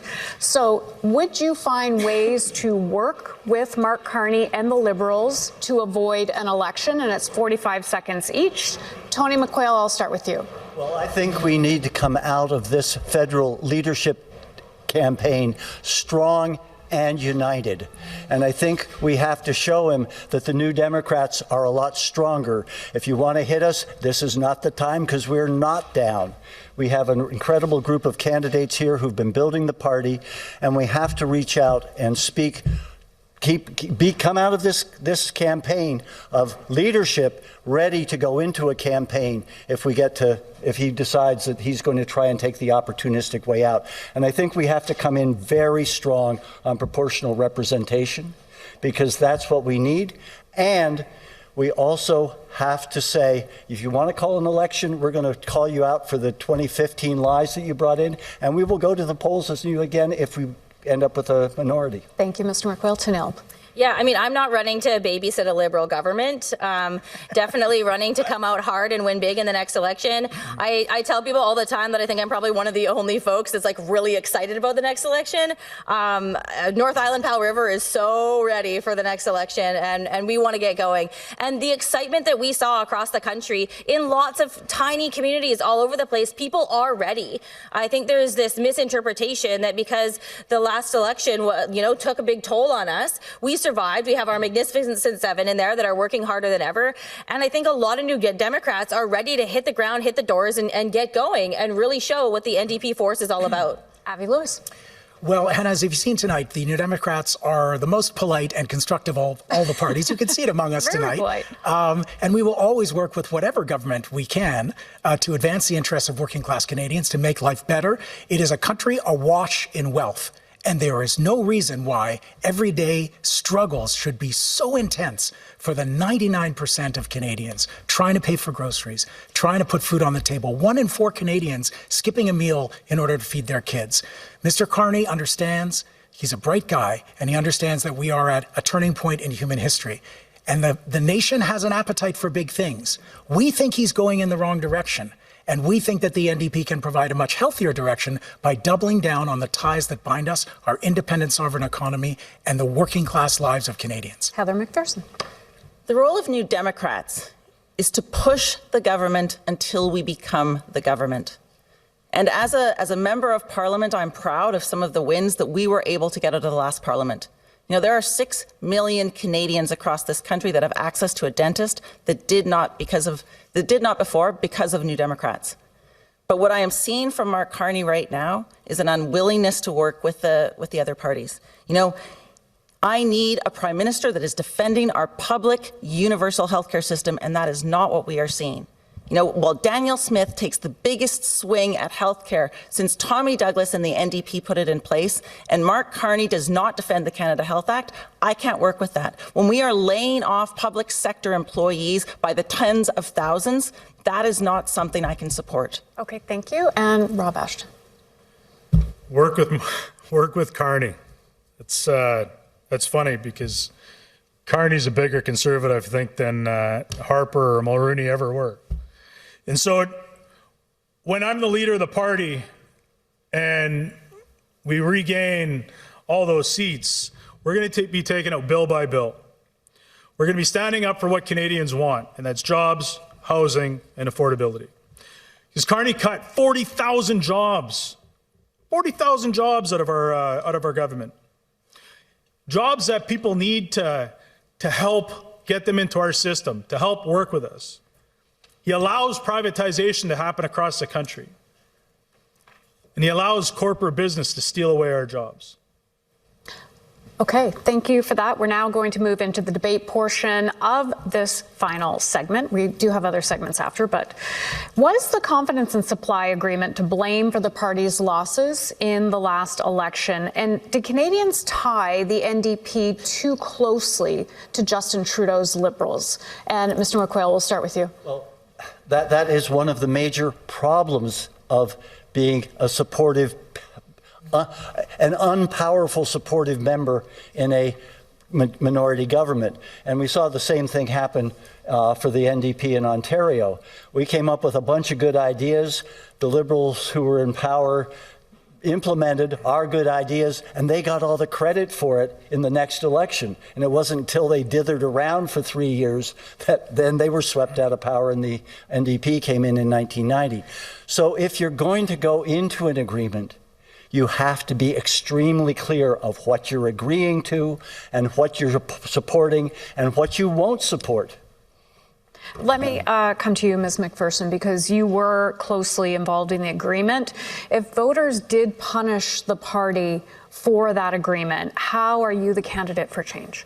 So listen, for me, when I look at that agreement and the things that we were able to achieve for Canadians, I think that's very, very important. But the key piece that we need to fix here is our electoral system, and we do need electoral reform because we should be working together. We should be working for the benefit of Canadians. All politicians should be going to Ottawa to get things done for Canadians. And I understand that my role as an opposition member is to hold the government accountable, and I do that every day. I'm able to stand in the House of Commons, and I will be able to stand in the House of Commons the day after this leadership race to actually fight for Canadians. That's what we need to be doing. When we can get wins for Canadians, let's work together. When we can't, let's not. But ultimately, it is an electoral reform that we need to be looking at. It's a time for what Nathan Cullen called violent agreement among us. And Heather, I have to say, listening to your defense of the supply and confidence agreement, I got shivers. It's why you're an incredible MP, and I really respect your leadership. I think what we had there was a failure of communication, a failure to communicate. We were staying in this, as I understand it, we stayed in the supply and confidence agreement so that we could actually get the dental care program implemented. Now, Jagmeet was in a very difficult position because he had to criticize the very unpopular Trudeau government, but at the same time, he was still, and the caucus was still supporting on confidence motions, and Canadians got confused. Are you mad at them or are you supporting them? Because when push comes to shove, you support. And that's because we needed dental care for millions of Canadians to be implemented so the next government couldn't roll it back. But we never said that clearly to Canadians. We need to practice straight talk and clarity in our country and be transparent about why we're doing what we're doing. And I just want to say that in terms of proportional representation, which we all want, I've said that if we control the balance of power in a parliament, we will go in with one demand and change the electoral system so we have an actual functioning democracy in this country. And we have to let Canadians know that we're going to fight for that, because 36% of the popular vote should not lead to absolute power in Ottawa, and we all know it. Mr. Ashton, let me bring you in on this. You said the NDP got 3 big wins from the agreement: pharmacare, dental care, which everybody, and the anti-scab legislation as well. But the Liberals did take a lot of the credit on that. I think everybody on the stage agrees to that in the last election. As leader of the party, how would you approach the relationship with the Liberals differently? We're going to demand better for the Canadian workers. We're going to demand better. We're going to be unapologetically loud when we actually make a deal and we get something that we need for Canadians. We're going to be screaming it from the rooftops, to be honest with you. Now, we're going to listen to what Canadians want us to fight us for. And that's jobs, that's housing, that's affordability, and yes, a new electoral system. And this is what we're going to be pushing when I'm leading the NDP.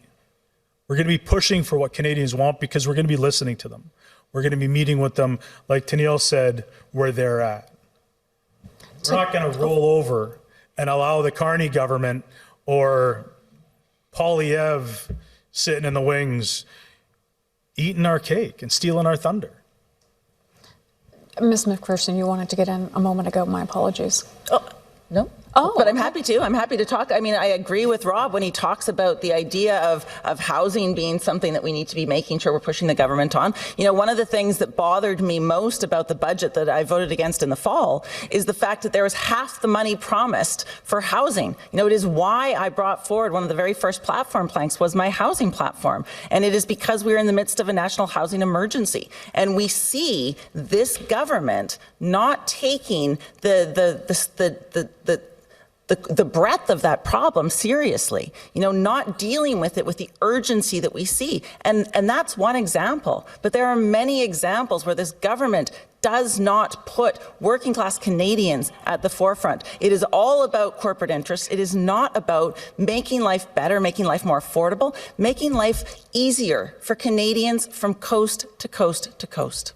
And Tanille, you just want to jump in quickly. Communication is absolutely key in all of this, and it's communication every single day, not just around election time. And it's on every platform you can imagine. It's on Instagram, it's on TikTok, it's on Twitch, it's on YouTube, it's on all these different the platforms so that we can actually reach a diverse perspective of Canadians. We need to engage our student movement and help us with that. These folks are experts in these arenas, and we're not getting the information out there.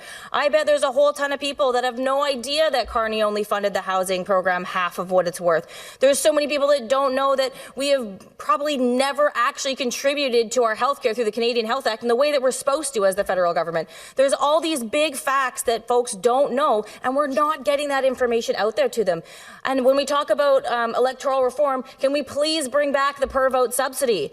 That $2 a vote will do a lot for our party. That'll help us get lifted out of this backward system where we have the same amount of votes, almost the same amount of votes as the Bloc Québécois, but we have 7 members and they have 22. We need to fix it. Mr. McQuail, just short. Well, the reason we have to rebuild the riding association connection to the party and strengthen our riding associations is based on 45 years of experience. You're never going to be able to communicate through the national media all that you want to communicate or have it come out really accurately. And so we are going to have to rebuild that base of the party, that foundation, and have really good communication so that we can tell our story to our members who can tell it to their neighbors. Okay, thank you all. I have one final question, and this is a one-word answer, and I know you may disagree with a one-word answer, but I'm going to force it on you. Right now, your party holds 7 seats. We've been discussing that. So let's be clear. Are you running to rebuild this time, or are you running to be Prime Minister? One-word answer. Tanille, you're first. Rebuild. Tony. Prime Minister. Rob. Rebuild. Rebuild. Be real. Rebuild, of course. Okay. More than one word. Okay, we'll let him have more than one word. So this is our final section. Thank you for all doing that in one word. I thought there might be a little pushback on that, so I do appreciate that. Before we wrap up this evening, I do want to ask this one last section. So this is our final portion where we ask each person an individual question. And you know what? Somehow I have lost that on my... Found it. It's like a journalist's desk up here. I was going to kill time moving those papers around. Tanille, I'm going to start with you on this one. These are, for each contestant, they're tailored to you, either your experience, to your platform, to your campaign priorities, and you're going to have 1 minute to respond to each one. So Tanille, I am going to start with you. You've criticized, and we even heard tonight, the fundraising threshold to enter this race. Leadership of a national party requires raising significant resources. is. Why shouldn't members see that threshold as a test of readiness? Yeah, I think I'm not deterred away from like a test of readiness as far as being able to fundraise. I think I'm actually quite a good fundraiser when we get down to it, especially in rural ridings. I land very well there because I understand that landscape. I don't necessarily view the landing at the $100,000 as a commitment to the kind of the democracy within our party. EDAs from across the country, we saw them do letter writing campaigns and offer to the party rules that they expected of the leadership race and also what they thought about a reasonable cost for a ballot fee. And we weren't seeing that $100,000 six-figure number. We were seeing top around $75,000, and that was really what the membership was pushing. So when we look at our leadership race and running our leadership races, we need to lean into the people of the party, the membership of the party that is this moving machine. They are the movement, and use those recommendations that are coming from our people to structure our leadership race in a way that's really respecting what they're expecting to see from us. Thanks, Tanille. Avi Lewis, you're next. So here's your question. Your dad was a provincial leader. Your grandfather led the federal party. You describe yourself as an outsider. In what sense? Well, I think I think maybe I'm a throwback to the NDP of the CCF NDP of my grandpa's era. Think about what Tommy Douglas did with healthcare. It was the same thing. It was a giant idea that was outside the box. I'm outside the box for some of these, for what is considered a serious political idea by the very serious people who decide what's serious in this country. I'm advancing solutions as big as the crises we face. And that's what's required in this time. That's what Tommy did with healthcare. And we need to actually get outside of this very, very narrow window, which is what my objection to Carney's leadership is exactly that.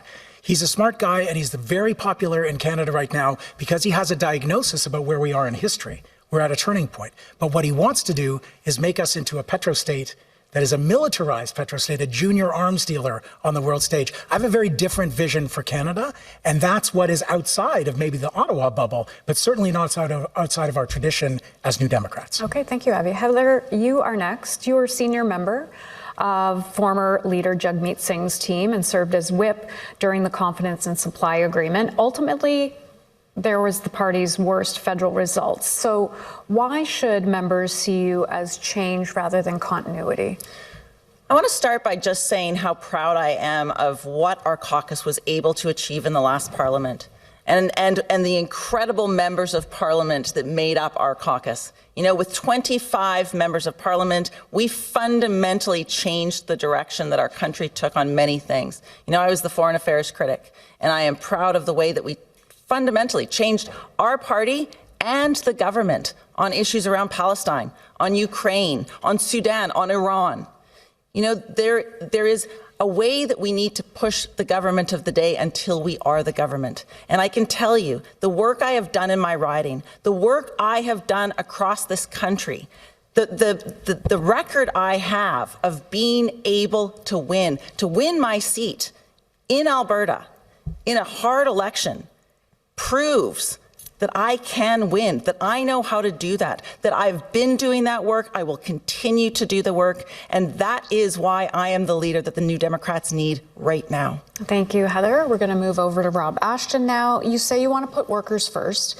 I have to mention your campaign did lean on AI to generate answers to questions at one point. I see that. How do you square that with your message about protecting workers from technological disruption? For the last 10 years as president of the ILWU, I spent that time defending my members' jurisdiction against automation, against companies that want to bring in unilateral job cuts, by fighting against the Vancouver Fraser Port Authority and the Canadian government and alongside environmental groups, fighting against Roberts Bank Terminal 2, which is going to be, for all intents and purposes, a fully automated terminal, which will cost 90% of jobs of a conventional terminal, which will force other employers to increase their automation. I'm not against automation as long as automation works for the worker. Like the egg carton factory in Brantford, Ontario that I went to, where they brought in automation and robotics that actually improved workers from 100 jobs to 300 jobs over the time frame. Okay, thank you. Tony McQuail, you are last in this section. You're entering the race without the same infrastructure or national profile. Now, everybody does know who Mr. McQuail is. What is the realistic path for you to see winning, and what does success look like for you if it isn't victory?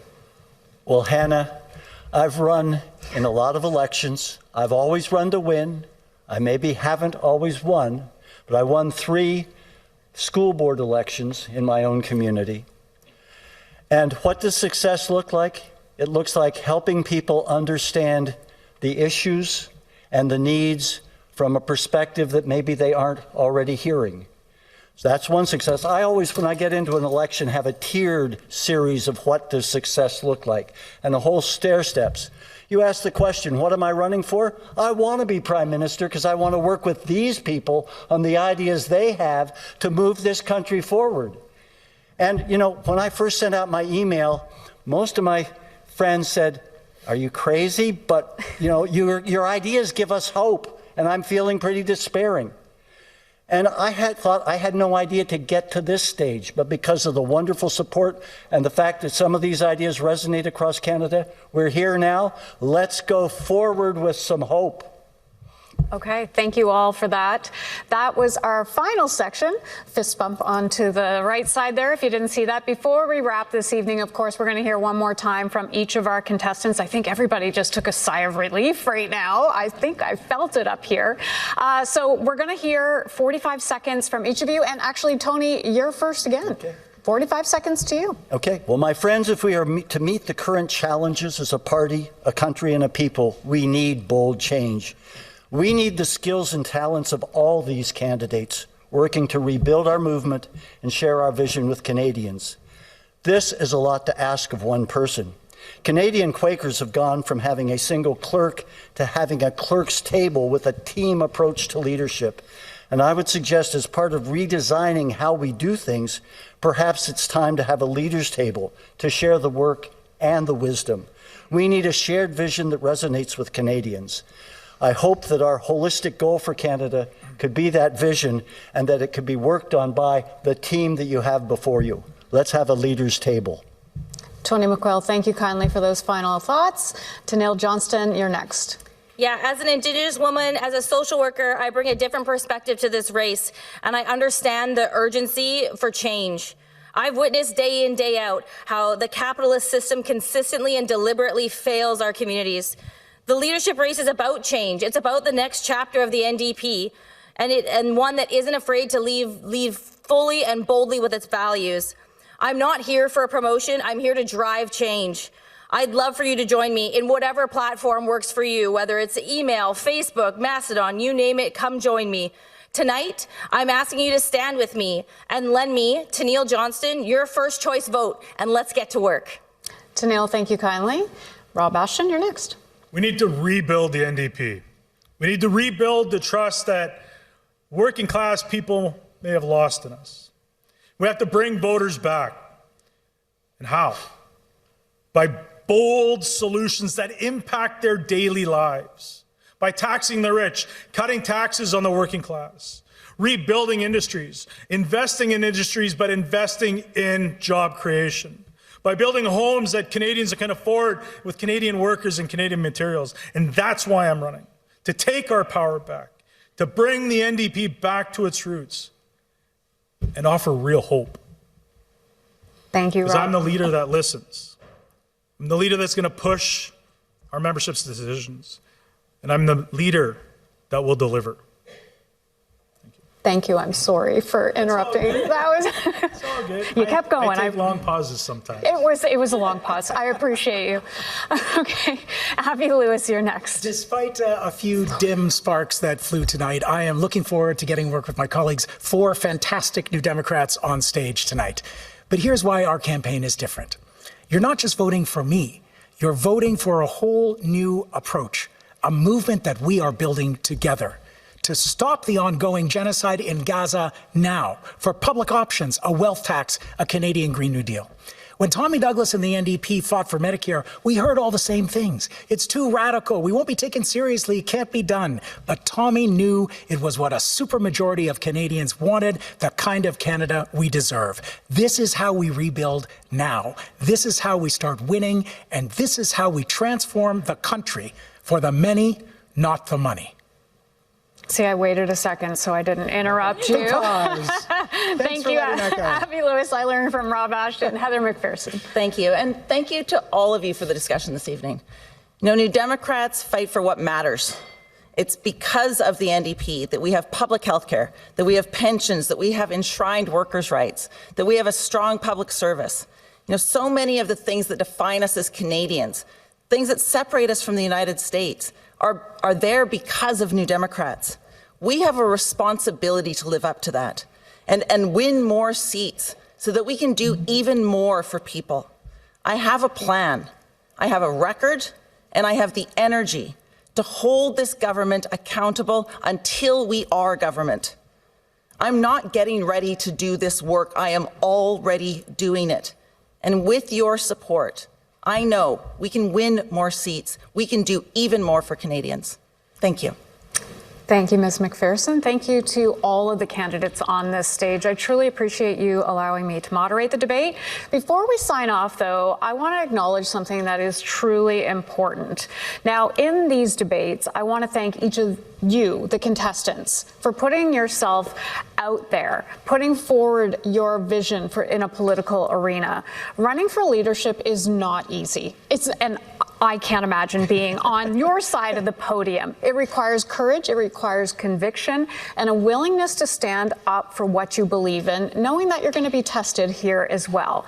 These are the 5 candidates who will appear on the leadership ballot to be the next leader of the New Democratic Party. So thank you all for putting your name forward. Thank you to everyone behind the scenes as well. There are teams here, there are teams behind there that put this all together. So thank you kindly for doing that. It's very important for a good public discourse.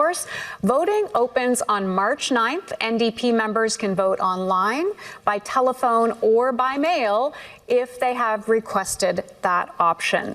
A new leader will be announced on March 29th in Winnipeg. One of these 5 here will become the new leader of the New Democrat Party. Thank you for joining us. Have a great evening. Thank you. Thanks, Anna. Thank you. Thank you. And there you have it, the NDP leadership debate coming to us this evening from New Westminster in British Columbia, part of the Greater Vancouver metro area. And of course, we're joined once again by our guests this evening, and all of us watching what happened this evening. I'll start the conversation by beginning with first impressions, because at this point, just to fill people in at home, we are waiting now for individual scrums or news conferences with the candidates for leadership. Once one of those news conferences begin, we'll go to it. But until the first one gets underway, I'll go around the table, beginning with you, Mel. What stood out for you tonight in the debate? A bit more contrast, not necessarily naming the contrast out directly, but at least a little bit more contrast. I know it's always a little bit tricky to do in a leadership debate and compare it to like a debate with your actual opponents later down the line, but it is actually really important to tell people and to paint the choices clear to people, so I was happy to see some of that contrast tonight. I was looking for 2 things tonight. I was looking, one, what is your message to members, because obviously that's who you need to vote for you, but I was also looking for 2, what's your message to Canadians, because whoever the leader is, people are paying attention to you now. So how are you starting to use this platform to go talk to those people that will need to vote for you in the lead up or in the next election? I feel like we saw a lot of the membership talk. We didn't necessarily see a lot of the what comes next and how people would position themselves as leaders with folks who don't have an NDP membership. But again, there's a month left, so maybe we'll see that in the weeks to come. Matthew? Well, I think the good thing is that the focus was on workers and on, the issues that I think are more core to how Canadians are feeling right now. Less focus on some of the broader existential issues. We were willing to address tensions with Donald Trump, for example, how Canada can defend itself vis-a-vis the tensions with the U.S. So I think that was positive. I think on the downside is, unlike Mel, I think there was not enough contrast, although maybe you would agree to some extent. A little bit. Yeah, there's a little bit for sure, but not enough. I think it's okay to be a bit more. Called dim sparks. Right, exactly. And I mean, certainly they didn't fly very high, the sparks, and I think that it's okay to name the differences, right, and to create that contrast. I think think that's also how you generate excitement. And I think the other issue is lack of specifics, right? Everyone's kind of nailed the boilerplate language, but I don't think that that's enough. You can keep saying workers, workers, workers, members, members, members, EDAs, EDAs, EDAs over and over, but it's not like saying Bloody Mary in front of the mirror. Like nothing's going to appear if you keep repeating it, right? So I do think that there's a little bit of that was missing. Yeah, I wouldn't know. I was lack courage to get to the third one for the Bloody Mary. Fair enough. Eric. I thought it was interesting to see the contrast between the three major candidates in terms of their approach. Not so much that they had extremely different positions, but I think we sensed primarily from Heather McPherson a bit more of the sense of urgency that the party has a lot to work to do to get back into relevancy that I didn't necessarily hear as much from the other candidates. And she really emphasized how the NDP federally needs to be in a little bit of lockstep with the provincial parties, which have a lot more success. They have a lot more organization. They've won elections. You can look at, the four Western parties in particular, all very strong. So you heard a lot of that message from her, which I think is interesting because it is sort of a key plank for the NDP going forward. But Rob Ashton really focusing on the loss of the working class voters that the Conservatives took from them, which is an approach that you're not seeing as much from Avi Lewis, which is much more of the progressive. If you laid out a map of where each of these candidates are looking at winning seats, Ashton is trying to pick up the seats that they lost to the Conservatives. Lewis is trying to gain some of the urban seats that they lost to the Liberals in 2015. And McPherson is saying, let's lean a little bit on our partners that have had so much success provincially. So that small contrast, I think, was pretty notable. Mathieu, tu as évoqué cette idée qu'il y a un diagnostic clair en ce qui concerne l'importance d'aller regagner le vote des travailleurs, par exemple. Mais jusqu'ici, depuis les dernières élections, le NPD, je pense qu'on peut le dire, a été plus ou moins évincé de la conversation. Est-ce que vous avez entendu quoi que ce soit ce soir qui vous donne l'impression qu'il peut trouver une façon de vraiment s'y réinsérer? Je ne sais pas si ça a été motivé en réponse aux questions qui ont été posées par Hannah quand elle modérait le débat, mais je dirais que au moins on a parlé de Donald Trump. On a parlé de qu'est-ce qu'il faut faire pour protéger l'économie canadienne et comment ça peut impacter les travailleurs, la perte d'emploi, par exemple, la menace de perte d'emploi, par exemple. Donc, je pense qu'à ce niveau-là, les autres débats, on parlait, par exemple, puis écoutez, je ne veux pas m'avancer dans des eaux controversées, mais je pense qu'il y a eu juste 2 mentions à la fin, par exemple, du conflit au Gaza, avec Israël. Oui, à Gaza, pardon. Et donc, je pense le fait de se rendre jusqu'à la fin du débat avant d'évoquer des enjeux à l'étranger qui ne touchent pas nécessairement le quotidien des gens, c'était un changement avec le débat à Montréal, par exemple, puis même certains discours que tiennent les candidats dans leurs interventions auprès des membres de jour en jour. Donc, le fait de parler de les enjeux qui préoccupent grandement la population, c'est positif. La façon dont on a parlé, c'est peut-être pas encore suffisant, mais au moins le fait qu'on s'attaque de front à ce qui préoccupe les gens, déjà là, c'est un pas dans la bonne direction, à mon avis. Parce que même, justement, sur la question de la sécurité économique, la souveraineté, ce qui a été mis de l'avant par certainement Mme McPherson, par M. Ashton, ça fait un peu écho à ce que les libéraux ont déjà proposé. Investir ici, bâtir ici, trouver de nouveaux partenaires commerciaux. Mélanie, est-ce que l'offre est suffisamment distincte de ce que le gouvernement fait déjà pour aller regagner du terrain? Je pense que qu'est-ce qui est intéressant pour le NPD, c'est que c'est pas nécessairement aller investir dans nos industries, aller bâtir ici, etc. C'est qui va bâtir ici? C'est qui va faire le travail? Puis je pense que c'est là l'opportunité pour le NPD. Donc j'ai trouvé ça un peu bizarre qu'on n'a pas pris l'opportunité pour dire que pour faire face à Donald Trump, on doit investir dans nos travailleurs pour faire le travail ici. Donc c'était, je pense, une opportunité manquée un peu parce que je pense que c'est qu'est-ce qui va nous aider à faire ça? C'est les gens, c'est le monde qui travaille. Puis pour le parti qui va représenter ces travailleurs-là, j'ai trouvé ça un peu bizarre, la section-là du débat, qu'on n'a pas pris l'opportunité pour dire voici comment on va le faire en supportant les gens qui vont faire le travail. Si je peux me permettre rapidement, je pense que où on peut bâtir là-dessus, c'est la notion de quel est le rôle des syndicats des travailleurs? Quel est le rôle des Premières Nations, par exemple? M. Carney parle depuis le début de son mandat de bâtir rapidement, d'accroître l'économie, mais on pourrait le critiquer sur le fait que c'est surtout le patronat qui dicte la direction du gouvernement. À certains égards, on a vu les syndicats participer à certaines rencontres, mais dans l'ensemble, je pense que c'est une opportunité, peut-être un peu manquée ce soir, mais c'est l'opportunité pour le NPD en allant de l'avant là-dessus. C'est de dire, oui, on veut la même chose que les libéraux, mais les membres, les citoyens puis les intervenants qu'on doit écouter ne sont pas nécessairement les mêmes que les libéraux écoutent en ce moment.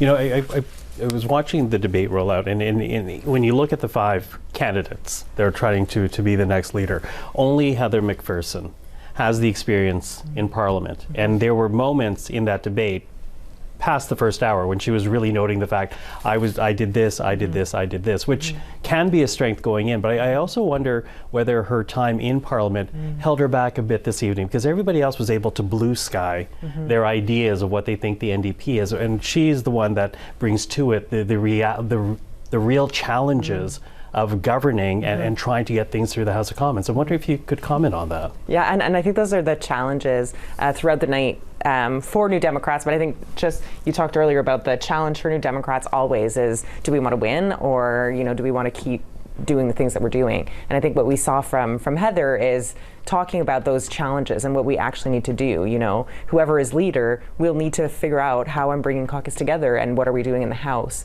and then what are we doing, with talking to Canadians. So definitely it's a challenge, but it's a reminder that this is not an easy job. It's a reminder that when we had the questions about the supply and confidence agreement and whether or not it was a good thing. I'm obviously biased. I was around when we agreed to do it, but the reason that we did that was, again, we go back to credibility. We were not credible. How do you become credible? Well, that you show that you can govern responsibly and you can make the right decisions. So it's great to talk about some of the ideas that we're hearing tonight, but unless you're able to tell people how you're going to help them in a real way, you're not getting any further ahead. So I definitely think that was a challenge for Heather, because she understands things a little bit differently than the others do. But I do also think that it's an opportunity. She's able to say, I've done this work. I've sat across the table. I know that it's difficult, but listen, if it comes to 0 people have dental care or 9 million people have dental care, I'm going to promise you that 9 million people are going to have dental care. So I think that, a challenge, but I also think it was an opportunity to show that, she's a grown-up in the room and she'll sit across the table from people who disagree with her to get stuff done for people. Matthew? Well, I think the challenge is you can be excited about what was done and what it holds for the future. I think one thing that the NDP can do well is present these strong MPs, right? MPs who are engaged in their community. But so often, I remember when I was an MP, we would hear stories of constituency issues from neighboring ridings that were represented by other parties, where those folks would come to the office of the local NDP MP because there's that local engagement.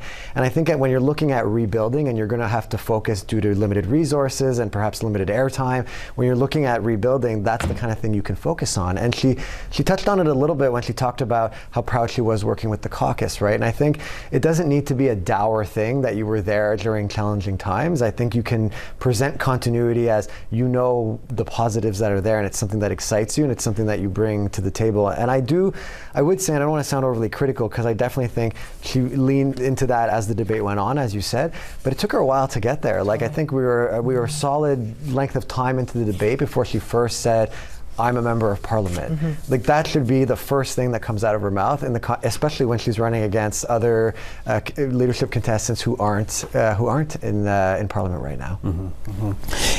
Éric, Mathieu évoque justement l'importance d'avoir des députés à la Chambre, la différence que ça peut faire. Mais si on retourne aux dernières élections, le NPD a récolté seulement 6,3% des voix à l'échelle nationale, comparativement à 17,8% en 2021.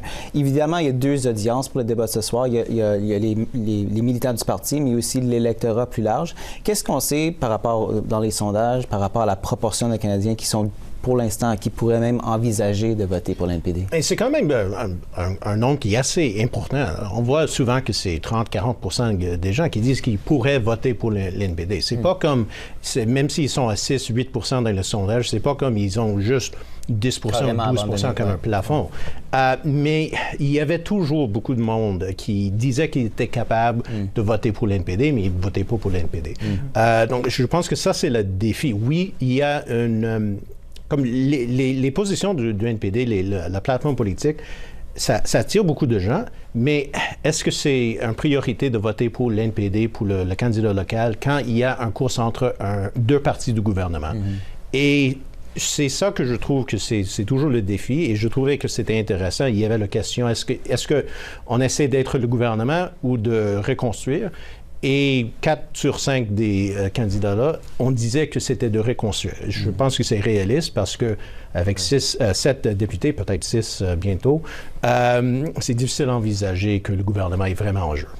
If you're saying maybe 6 soon, you might want to explain why you say that. There has been these rumors that Alexandre Boulérès, the NDP MP for Rosemont La Petite Patrie, might be considering jumping to the provincial scene, which would be a huge blow for the New Democrats in Quebec. It would be the last MP in Quebec, the last survivor of the 2011 Orange Wave.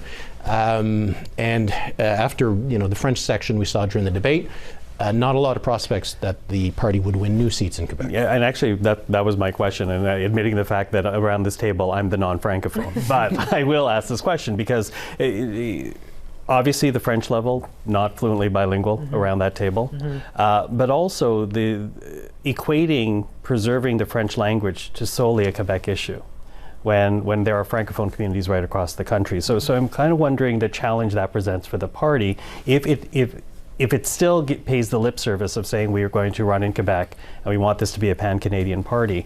How much of a challenge is it going to be when you're faced with that reality across all the candidates?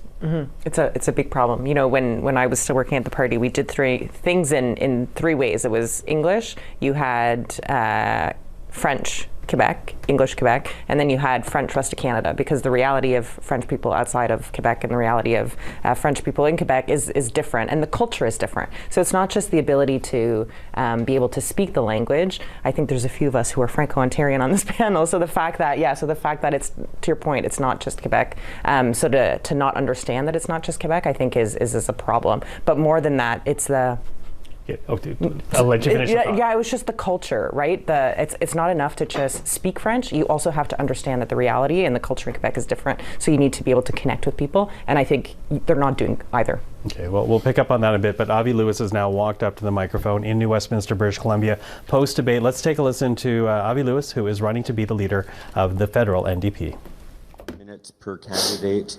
10 minutes in, I will let the candidate finish their response, and I won't allow for further questions or follow-up. I will ask that outlets limit themselves to 1 question and 1 follow-up. Merci tout le monde. On a 10 minutes par candidat ou candidate, une question par journaliste, un suivi, et après 10 minutes, on va arrêter. So 1 question, 1 follow-up question, and over after 10 minutes. Bonsoir. Hi, I'm with Radio-Canada. So Oui, c'était fantastique. C'est un débat entre néo-démocrates. Alors, il y a beaucoup en commun, mais il y a clairement une différence de vision de grandeur du vision. Et je pense que c'était bien. Size of that vision, but I think it was good. Concerning the relationship with Mr. Trump, what would you do differently than what the other candidates proposed? Sur le sujet de Trump et comment faire un Canadian Shield pour create a Canadian shield to Trump-proof our economy, that is a question of public options, right? The role of the government of creating businesses, generating public sector options for groceries, for housing, and look for the others look for smaller solutions. And I think we must have the courage right now and have solutions that are as big as the crises which we face. Name themselves and their outlet. Thank you. Okay. David Thurton, CBC News. Ms. Lewis, I'm going to ask you to respond to a story that is out on the interwebs about your previous involvement in, I believe it was the LEAP organization, and allegations of union busting. What's your response to that? The allegations are essentially that you somehow maybe indirectly or directly stood in the way of employees at this LEAP group forming a union. David, I've been around federal politics maybe even a little longer than you have. Is that possible? I know federal politics is a contact sport, but this is an ugly low blow. It's absurd, and there's zero truth to it. We had an organization called The Leap, and when the workers, just before the pandemic, shut everything down, said that they wanted to unionize, we were thrilled. And they chose to unionize with CUPE, and it's widely available. The press release that CUPE and the LEAP organization put out together celebrating the unionization of our workers is still easily available for everyone. So it's a hit piece. It's unfortunate, but there's no substance to it whatsoever. Okay, I want to ask you about basically the trade deal that Canada has with U.S. and Mexico, the new NAFTA, CUSMA, whatever you want to call it. Is that something that you are interested in maintaining? Or do you think that Canada needs to get out of it? I'm interested in protecting the auto industry. I'm interested in protecting unionized Canadian jobs.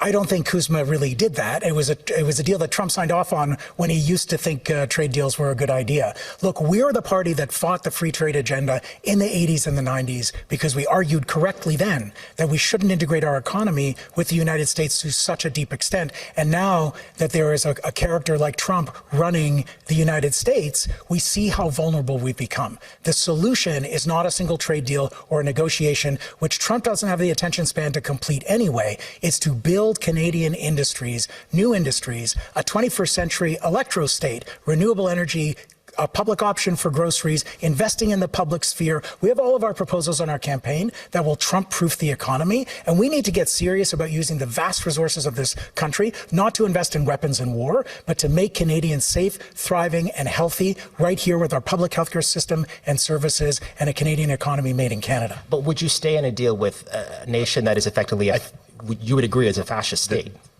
No.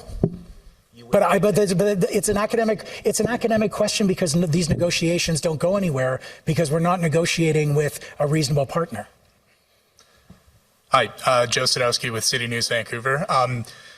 Is there seems that there's not really a clear plan direction to rebuild the NDP party from what I've heard this evening. So just how can you instill that confidence into Canadians that voting for NDP in the next election isn't a waste of a vote?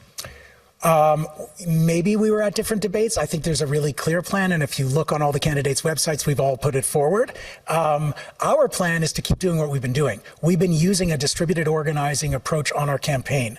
We've raised almost as much money on our campaign as all the other campaigns combined. We have signed up new members in 338 out of 343 ridings, and we have giant events packed with hundreds of people across the country. So something about our offer is resonating, and it is both that we are proposing solutions as big as the crises we face, like a public option for groceries, like a Canadian Green New Deal, and we are trusting local chapters to do the organizing using the techniques, whether it's door knocking or phone calling or coffee parties or whatever is like the specific technique, and to choose the messages that work in their communities. It's a big country with a lot of different realities, and we are already rebuilding the party by building the ground game for the next election right now, and the momentum we have is going to continue as soon as this leadership race is over.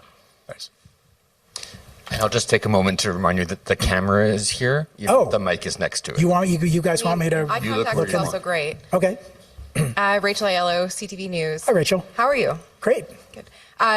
It really feels like the conversation around this campaign has been the question for party members being, are we a party of ideas or are we a party that can get elected and get things done? Now, if I'm reading between the lines there, the insinuation is you're the guy with ideas and there's another candidate pitching herself as the person who has a record of getting elected. What do you make of that kind of framing of this leadership race? It's a completely false dichotomy.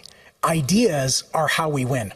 Proposing ideas that would actually solve the crises, the everyday emergency of just trying to get by, the cost of living emergency for Canadians requires big solutions. It's not enough to beg 5 grocery giants that dominate the industry, that price fix and collude and profit gouge to please lower the price a little bit. We actually need a public option to discipline these monopolies, whether it's cell phones, whether it's internet, whether it's groceries.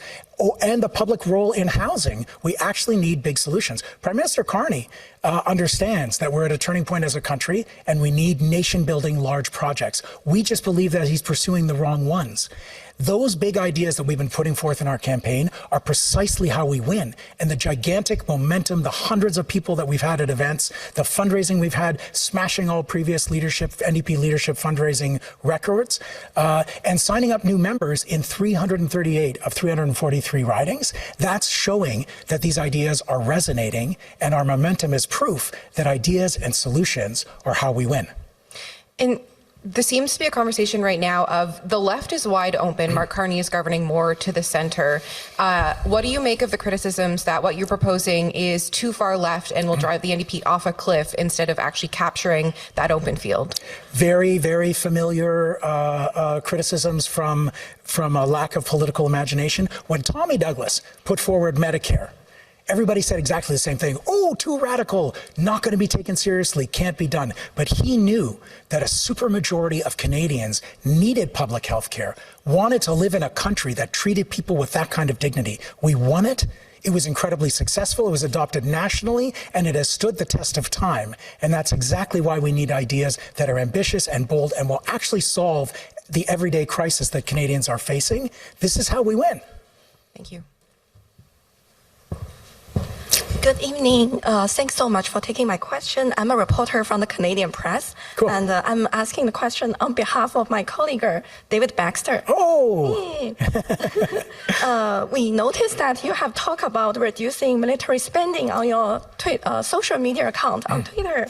And how will you protect Canadian sovereignty?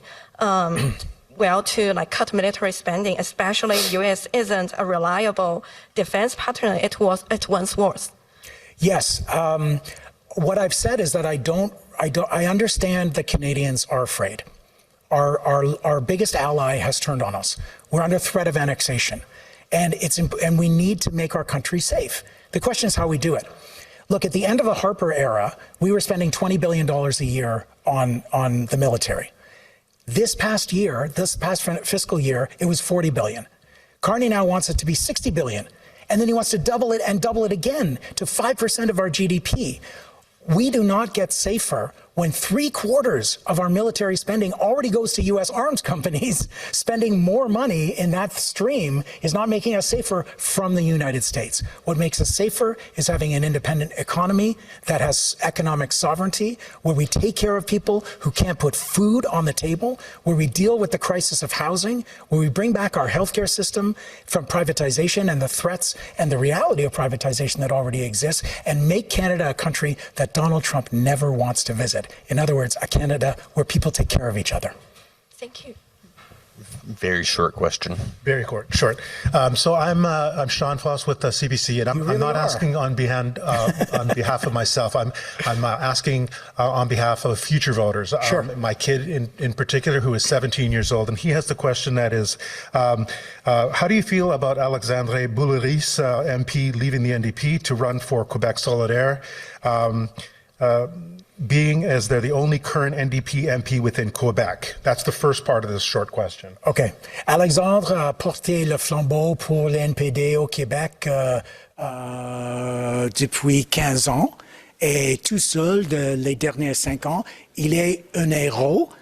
Heureusement, la décision s'est pas confirmée et maintenant on espère qu'il fait le bon choix. Mais dès que j'ai écouté les nouvelles hier et je l'ai appelé instamment pour dire reste avec nous et on va voir qui va se passer. Now you answered that in French. Second part of my last question. Et la deuxième partie de ma in question. French. And so, how do you think that your fluency in French aids in the unity, in bringing unity to Anglo and English within Canada? Oui, c'est nécessaire. À l'intérieur du Canada. Il y a 2 langues officielles et un leader, un chef fédéral, et il faut parler en français. Et je travaille chaque jour pour améliorer. Thank you very much. Thank you. That level. Okay, that's it. Thanks. Thanks, everyone. So C'était donc le candidat Avi Lewis qui répondait aux questions des journalistes. Chacun des 5 candidats aura l'occasion de participer à des mêlées de presse, chacune d'une durée maximale de 10 minutes. Le prochain sera Rob Ashton. Apparemment, il se dirige vers le micro, donc on aura l'occasion de l'entendre répondre aux questions. Évidemment, M. Lewis a beaucoup parlé de l'importance de rebâtir le parti. Il a évoqué aussi cette idée qu'il a caractérisée, qu'il a qualifiée de faux dilemme, cette idée que le parti peut soit être un parti d'idées ou alors un parti qui peut espérer regagner des sièges. Mélanie, peut-être je peux commencer avec vous. Dans quelle mesure est-ce que vraiment le débat de ce soir et la course à la chefferie en général, est-ce que ça représente un choix entre rester fidèle à ses principes coûte que coûte pour la NPD ou plutôt chercher à redresser la situation sur le plan électoral? Je pense que tu peux rester fidèle aux valeurs et essayer de gagner. Moi, je suis néo-démocrate parce que je pense que le parti, c'est le parti qui va aider monsieur, madame, tout le monde. Je pense que c'est le parti qui s'occupe de nos enfants, c'est le parti qui s'occupe de nos parents, puis c'est le parti qui vraiment veut, quand que les choses vont mal, c'est le parti qui va prendre soin de nous autres. Donc, c'est pour ça que moi, je suis néo-démocrate. Puis je pense que c'est ça, les valeurs du NPD. Donc, quand on parle de s'assurer qu'on garde nos valeurs, mais on va parler aux gens, c'est d'aller parler aux gens d'une manière qu'ils vont comprendre. Souvent, le problème, c'est quand on parle de solutions en tant que progressistes ou quand on parle de solutions en tant que faut que ça soit des grands programmes inspirants. Le problème, c'est qu'on n'est pas capable de communiquer aux gens. Ça va faire quoi pour aider dans leur vie de tous les jours? Puis je pense que c'est ça vraiment le problème. C'est pas nécessairement de soit rester fidèle à nos valeurs ou d'aller chercher les gens où ils sont. C'est être capable de communiquer aux gens comment nos idées vont être capables de changer leur vie, de leur aider. Puis c'est ça, je pense, le problème. Puis quand on est trop proche au... je ne veux pas dire mots qui sont importants pour nous autres parce que c'est important d'être inclusif, mais il y a certaines façons qu'on parle, surtout quand on parle de logement, etc. C'est pas nécessairement la manière que les gens comprennent. Donc, c'est important de comme faire la traduction de qu'est-ce qu'on veut faire pour les gens. Okay, Melanie, I'm going to cut you off there and thank you for that. But we see Rob Ashton is now standing before the microphone in New Westminster. Let's go back and listen to how Rob Ashton answers questions post the NDP leadership debate. News. Mr. Ashton, noticed that you probably, more than other candidates, took the strategy of disagree, which is interesting to see. Why did you take that strategy, and do you think you did a good job differentiating yourself from, I guess maybe probably your main opponent, Avi Lewis? Earlier on in the campaign, I put out a video describing differences in campaign styles. And so I continued down that path, showing that what the distinct types of leadership that are on the stage. One of unity with the provincial parties, the territorial parties, having the ability to communicate with those parties as well as the leader of the federal party. And in the past, one candidate wasn't able to do that, wasn't able to communicate with a provincial party when the LEAP manifesto was put on the table at a federal party convention. And that hurt Premier Notley. It hurt Premier Notley to the point where she spent the rest of her term defending her government. Okay.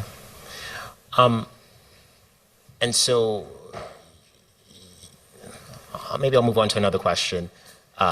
It's about some reporting that we saw concerning Avi Lewis and allegations that he did not allow for employees at one of the organizations that came out of the LEAP manifesto, LEAP, to form a union.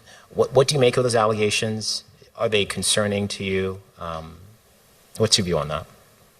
After the debate, Avi and I took a private moment, and I asked him if we could have a meeting so that he could explain that to me. As a union leader, any type of union busting, I'm not saying it was, but any type of union busting is quite honestly bullshit. We have to be a party that defends workers, that defends unions, and does everything in our power to fight corporations that bust unions. Yasmine Midi avec Radio-Canada. I'll maybe ask in English, are you satisfied with your performance in the debate tonight? And specifically, do you feel like your French has improved enough since Montreal to be the leader of the NDP? I think I did a great job. I think I did a good job expressing the points of view that I've been talking about my entire campaign. Is my French good enough at this moment in time? It's not. And I understand that, and I acknowledge and accept that. But what I'm learning about the French culture and the team that I've got surrounding me right now, the Francophone part of my team, has given me the ability to understand, like I talked about the Quiet Revolution. There's the other part, is the matchstick workers back in the early 1900s that fought for pay equity and gender equality and safety. And these sisters did something that was before its time. And this happened in Quebec. And so learning and understanding the culture, for me, is of the utmost importance, as well as learning the language. And I'm going to continue to learn the language. Speaking of Quebec, I'll ask you about Alexandre Boulris. What do you make about rumors of him potentially going into provincial politics, and have you spoken to him about this? I have not spoken with Alexander about the rumors about him going into provincial politics. But we need allies. We need allies in Quebec. And if Alexander does choose to go and get into provincial politics, it'll be quite a blow to the federal NDP. But I wish him all the best. And I know it'll give us a good opportunity to be able to work with Alexander provincially, and everything will work out for the better in the end. You wouldn't try to convince him to stay? Oh, of course, because he's a huge part of our caucus and a part of our party. But at the end of the day, it's his decision as an individual. And yeah, I'll try to convince him if we ever talk about it, but he's his own individual, and I'll support his decision.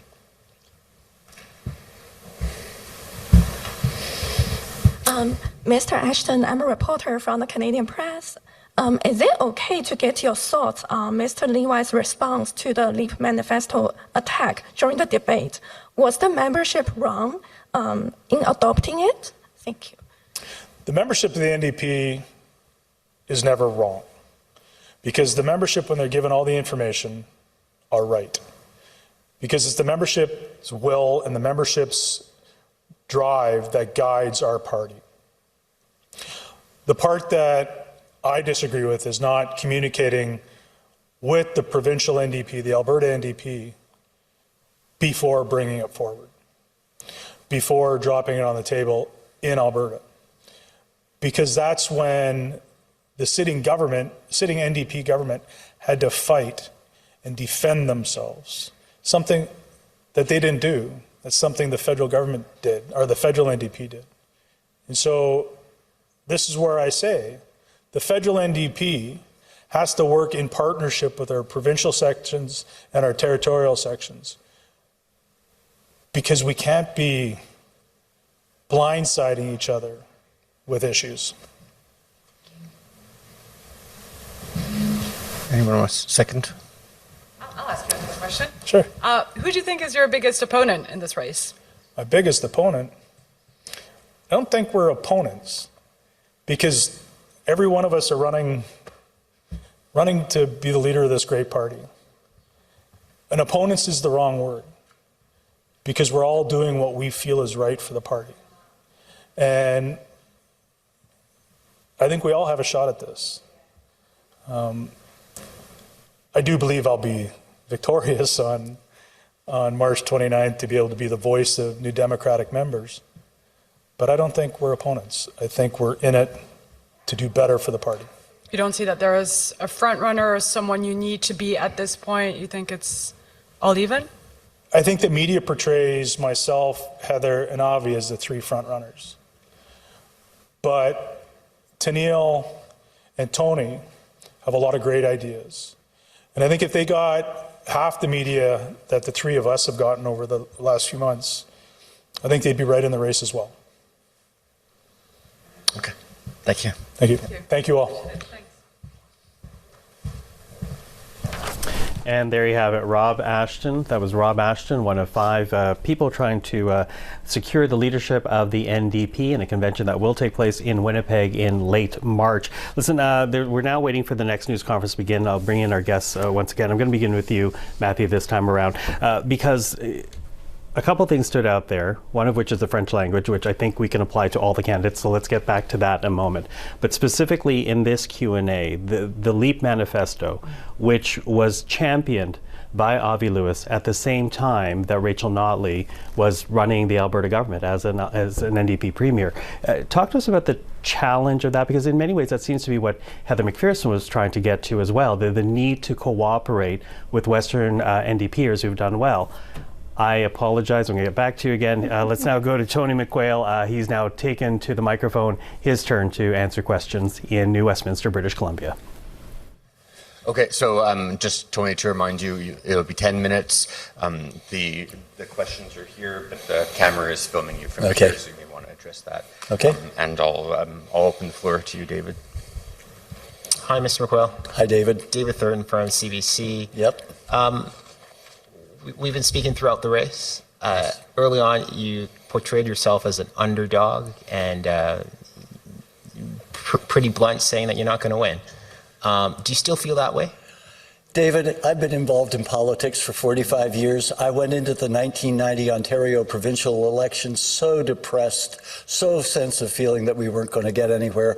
The Ontario NDP came out of that, the government of Ontario with a majority. Politics is an interesting thing, and we're at a really very difficult and dangerous time as a country, as a nation, and in the world, environmentally and in terms of the socio-political situation that we see developing with the United States and other major powers. And if people want the kind of change that I'm talking about, and people, particularly in the NDP, want the kind of change I'm talking about, I could come out of this the leader.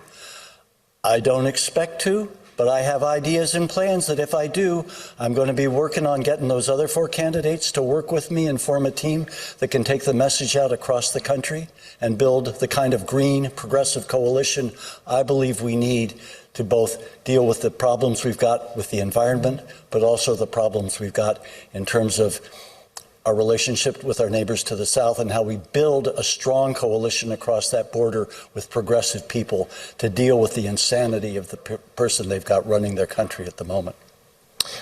Speaking about that country, you seem to be saying in the debate that we need to get out of the trade agreement we have with the U.S. and Mexico. Or well, do you mind just clarifying? Well, we either need to hold them to it, or we need to recognize that they're going to get out of it on. You know, we need strategies that leave us stronger if it collapses, and not ones that just leave us desperate. Because trade and growth have been held out as the answer to our problems. And what we've seen is, in terms of society, growth in inequity, and in terms of growth in terms of environmental damage. So we need a new set of strategies. And I don't think we should be, in a world in which climate change is a precursor to drought and famine, we need to think about how we develop a strategy for Canada's economy that's designed to serve the people of Canada and to meet our needs in terms of redesign and relocalizing what we're doing. So you are saying we should stay in it? That was your follow-up. You can come back. You are saying we should stay in it? Well, we can try to stay in it, but if we're being tariffed to pieces, we need strategies to say, if we can't stay in it, we've got a good exit. I mean, we need to develop alternatives to where we're at now. Yasmine Mehdi avec Radio-Canada. When asked if you wanted to rebuild the party or be Prime Minister, you're the only one who said you wanted to be Prime Minister. Why did you give that answer? And do you think the other candidates lack that ambition, I guess? Well, I think, as I said, in my experience in politics, amazing things can happen. And I hope people will take the time to look at our holistic goal for Canada that they can see on our website. You know, it's not big, but it's a vision that I think is hopeful. And I've never run in a campaign just to be on a platform or just to be a participant. I've always run to win. And then a whole series of things that are part of being successful. And winning isn't the bottom piece, it's the top piece. But I want to be the Prime Minister because I would like to be helping implement the things that I've been talking about. Things like taking the $30 billion that we give to the oil companies annually and turning it into a fund to help 30,000 municipalities across Canada and people who are in those municipalities get $1 million to redesign and regenerate in their communities. And that's what we mean when we're talking about building from the ground up. It's to put resources into the hands of people across Canada. And to me, that's what nation building is all about. I'll also ask you about Alexandre Boulris, potentially jumping ship, going to Quebec politics. A, have you spoken to him? And then B, how big of a blow would it be to the NDP? I have not spoken to him, and I would think it would be a huge blow in terms of the NDP and Quebec. I think he's done a brilliant job, and I think his comments on militarism have certainly resonated with me. I would certainly, if I were the leader, I would hope to work with him on that rebuilding in Quebec and help him connect with other people who are progressive in Quebec. Thank you. I just have... Hey, David again. Yep, hi, David. Just one question on behalf of a young voter that was sent in to us. Do you believe your proposed merger of the NDP and the Green Party into the Green Progressive Party will be a possible thing, that, according to this young voter is asking? And if so, where would the party go from there, as the NDP already has many environmentally progressive ideas? How would you come up with new ones rather than recycling old ones? Well, you know, if the recycling has never been put into practice, keeping good old ideas isn't a bad thing. I'm working with horses because, David, they actually make economic and biologic sense on our particular farm. But I made the mistake when I first talk about the green democratic progressives. That was a play on the GDP, which economists love. And I thought, well, maybe the GDP would be something the economists would love, right? But that was a play on words, and it was a mistake to bring it up because it's become a focus of many people.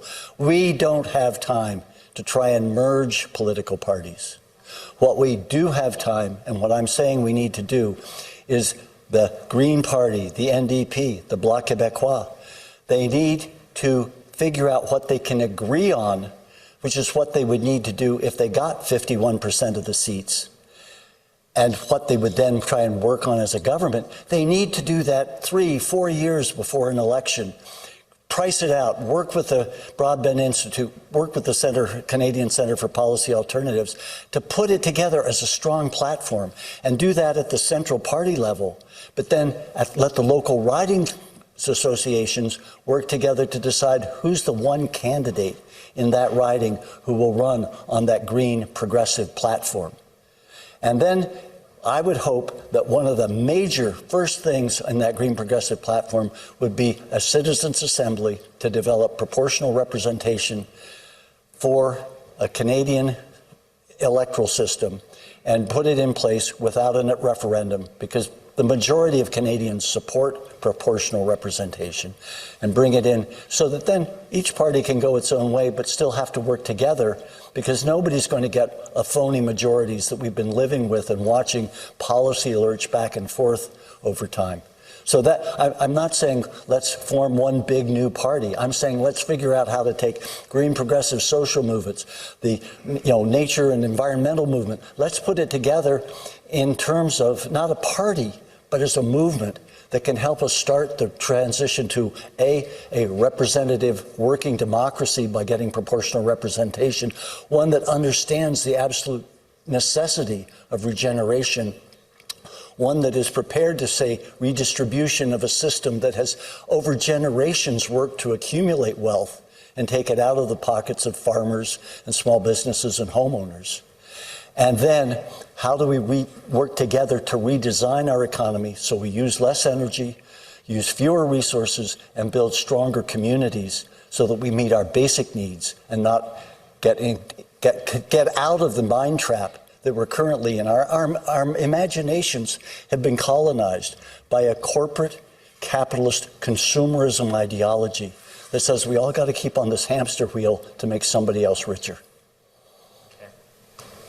And where's the apple butter? Well, I flew, so I only brought 2 jars of apple butter cushioned in my socks for the person I billeted with and the person who organized our local campaign here. But if you ever come to the farm, I'll give you a 500 milliliter one. Come to the farm. If the snow isn't too deep, I'll give you a sleigh ride. And if you come on the Mother's Day weekend, that's our Mother's Day open house, Saturday and Sunday.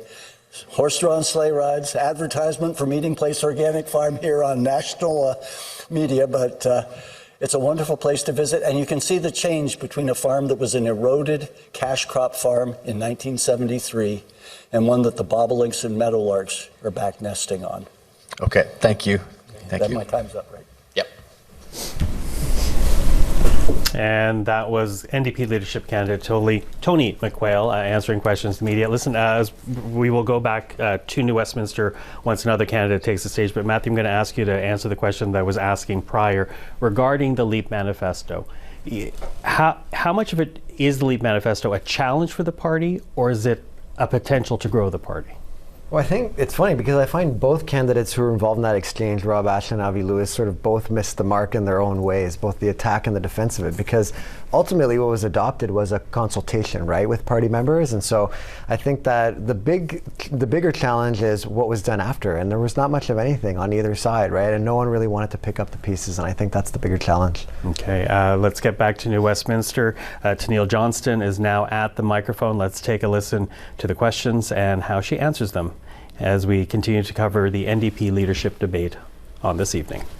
Avec Radio-Canada. I'll just ask you, how do you think you did tonight? Are you satisfied with your performance? Yeah, I think tonight went super well. It's really exciting. I get really excited about this kind of stuff. I know Hannah was offering that maybe, it's a lot of pressure and she wouldn't want to be behind the podium, but I just get really excited about it. We are in a very amazing place as a party. I think we have all the opportunity in the world to grow, and that is something that gets me excited. It's not something that scares me. It's something that I view as just a massive opportunity that we can take advantage of.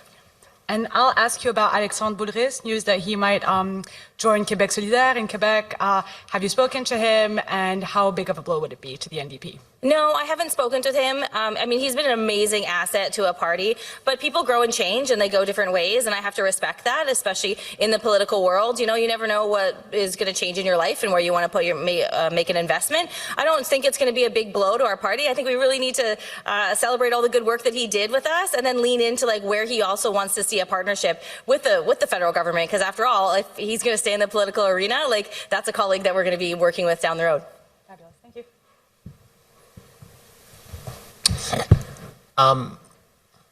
There's lots I want to ask you about. Maybe I'll just start with you wouldn't pick up Donald Trump's call if he called. Why is that? And especially, he's the president of the country that is our largest trading partner.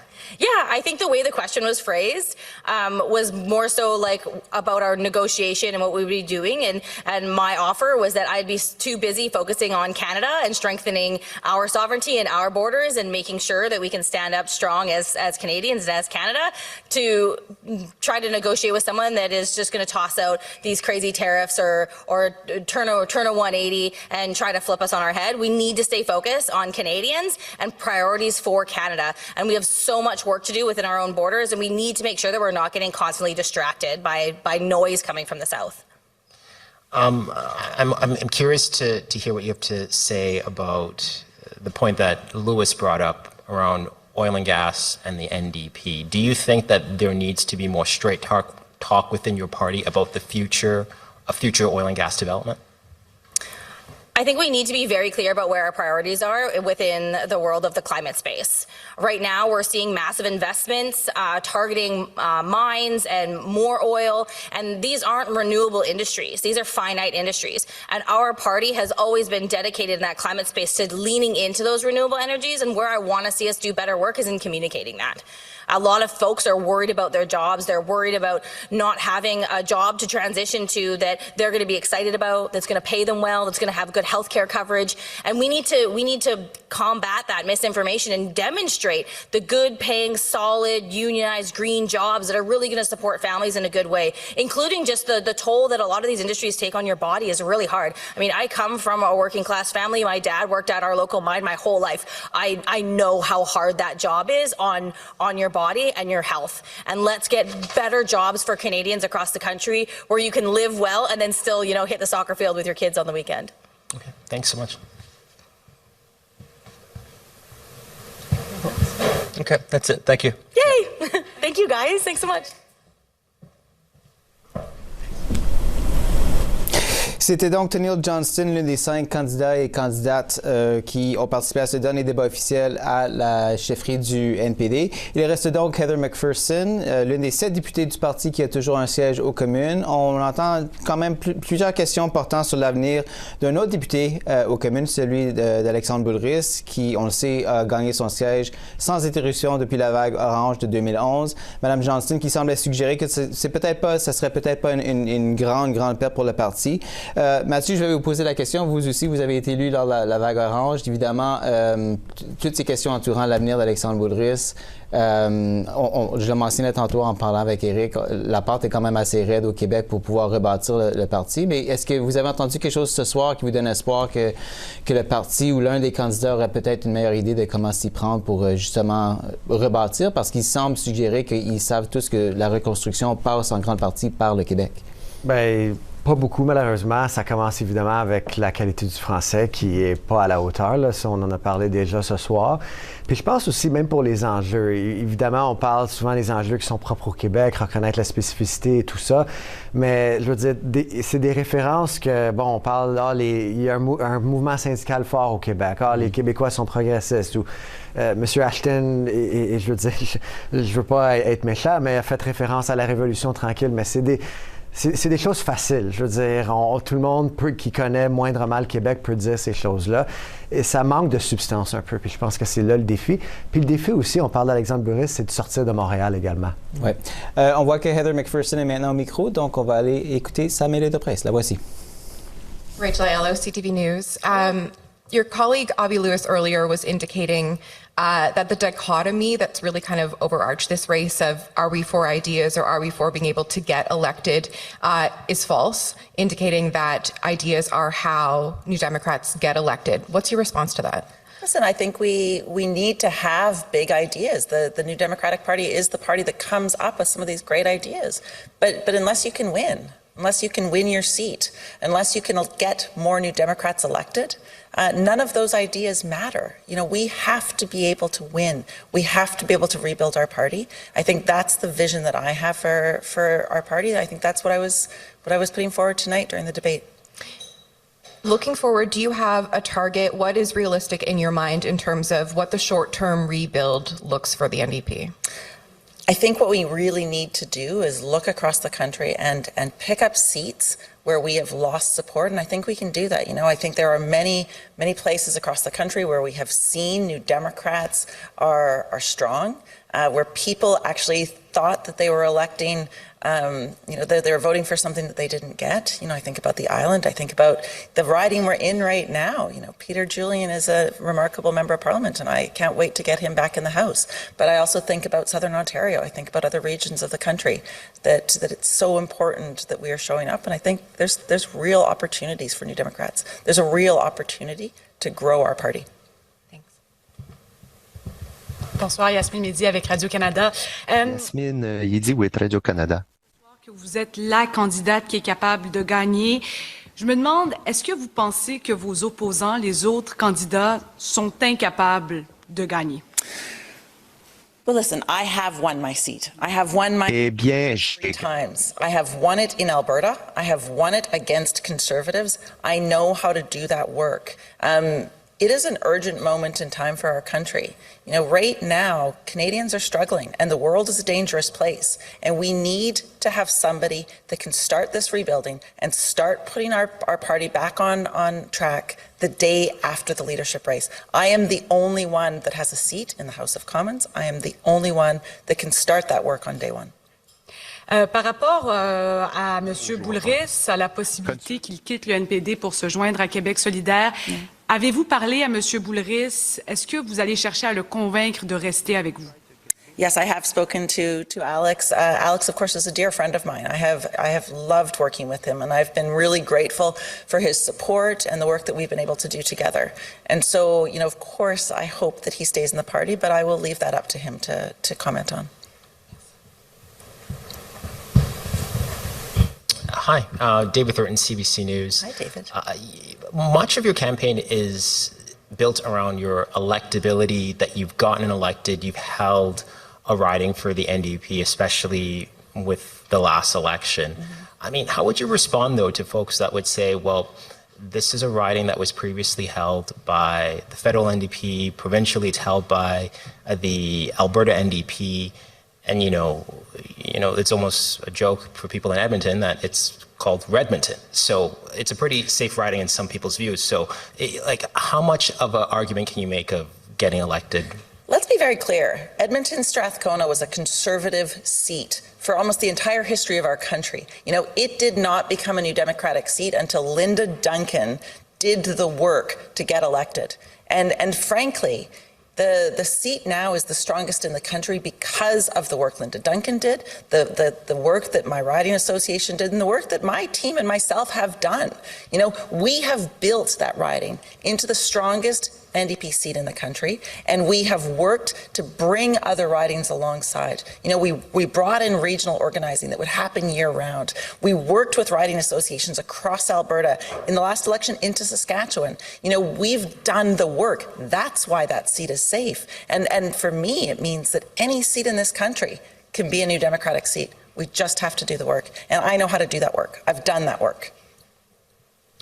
We've spoken to some of the candidates about some reporting that we've seen about Avi Lewis, a previous organization he was involved in, LEAP, tried to unionize, and he's facing allegations about union busting or standing in the way, indirectly or directly, of employees forming a union.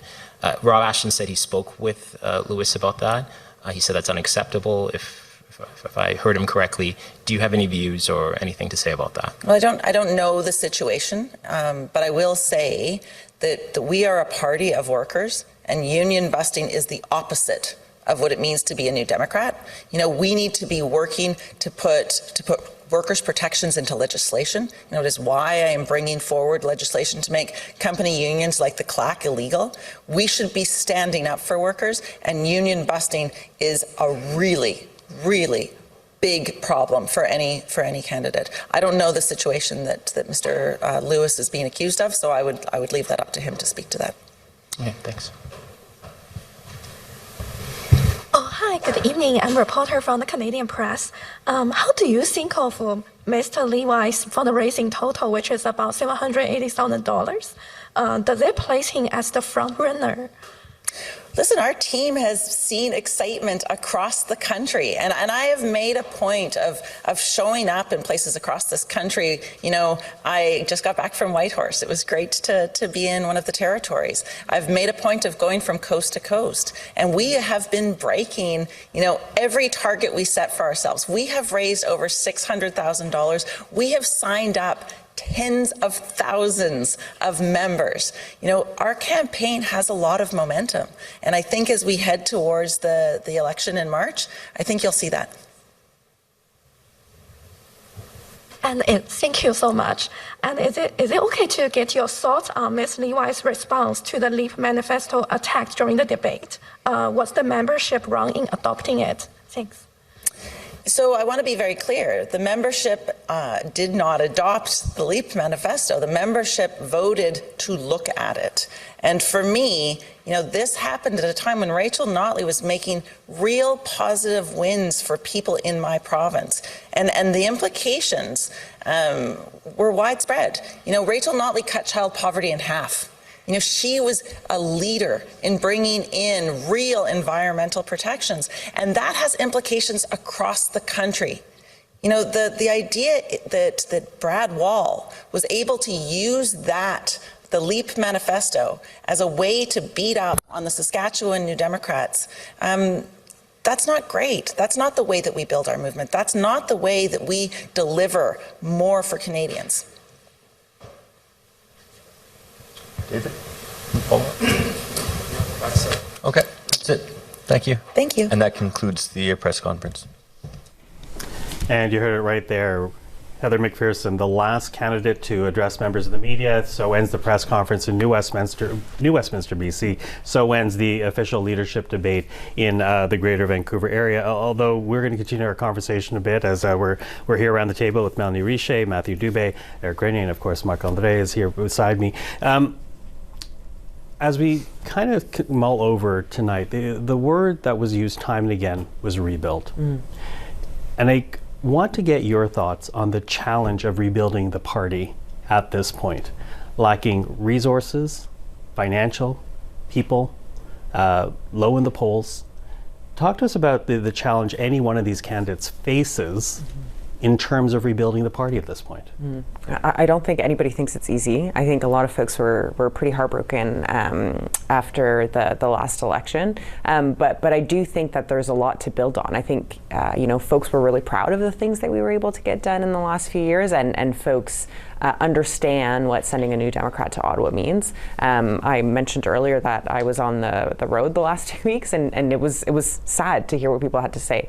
But what gives me hope in the rebuild is people kept saying, we're so proud of the stuff that you've been able to get done. We know that we need more of you in Ottawa. We're just really scared of Trump. So that first part is really important, and that doesn't go away because of the election results. And to Eric's point earlier about the ceiling or the universe that we have to go talk to people, that also is, I think, a positive sign of people are interested by the things that we've done, are interested by the things that we're saying. So there's an opportunity there to go back and go get those people. I think what's important is we need to be able to say something to them that will make them move their vote to where they are now to back to the party. So I think the challenge is massive, particularly to your point, without the resources, without the people, but the will of, I think, Canadians and the understanding of what the NDP means and sending an NDP MP to Ottawa for you, I think folks get that. So tapping into how we can remind folks of that and how we can talk to them, I think will be really important.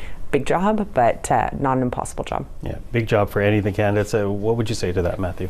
No, I think it's important about being realistic about the rebuild and focusing energies and efforts in the right place. And I think that was one of the strong takeaways for me from the debate tonight was that, for the most part, they all seem aware of that and they're all at peace, I dare say, with that. And I would hope so, because that would be a prerequisite for running under these circumstances. So I think that that's a good thing. And I think it's about focusing on regions, finding the right candidates for the right ridings that allow the party to be successful. At the same time, you can't allow that narrow focus to undermine the need for broad pan-Canadian credibility, because ultimately credibility is what puts the NDP back in the conversation. And I personally don't think the next election is one where we're running to form government federally, but that has to be the end goal. And so you have to balance that immediacy of small, local focused efforts with a desire to do it in a way that sets you up for success down the road. I dare say it's what Jack Layton did for consecutive elections, starting small and building this broader narrative that appealed to a larger and larger base over time. Eric, what would you say about the challenge? Well, you just mentioned Jack Layton starting small and building over time. I think that is the real thing here. This is not going to be a quick fix solution. The next election, the NDP's unless, you can record this and play it back to me, but they're not winning 50, 60 seats in the next election, right? If they can win 12, they should be happy about that because they could get official party status back. But it takes a long time. This was the worst result for the party in the history of the party. Like, there's no way to sugarcoat it that it was, there was certainly circumstances that made it more unfavorable for the NDP, but it was still the worst ever result for the party. It was similar in that way to the 93 result, and it took a long time for the party to rebuild after that. Provincial parties across the country were being decimated in the 90s, and the federal party kind of ate a lot of that too. But what's different in this scenario is that a lot of the provincial parties are pretty strong. I mean, they form the official opposition in Alberta, Saskatchewan, Ontario, and Nova Scotia. They outpoll the federal party by a large margin. Newfoundland and Labrador, in Ontario, BC, and Manitoba, they're the government. They have something to lean on there. There are a lot of people who just recently, in the last few years, voted NDP provincially. They should be able to be voting NDP federally.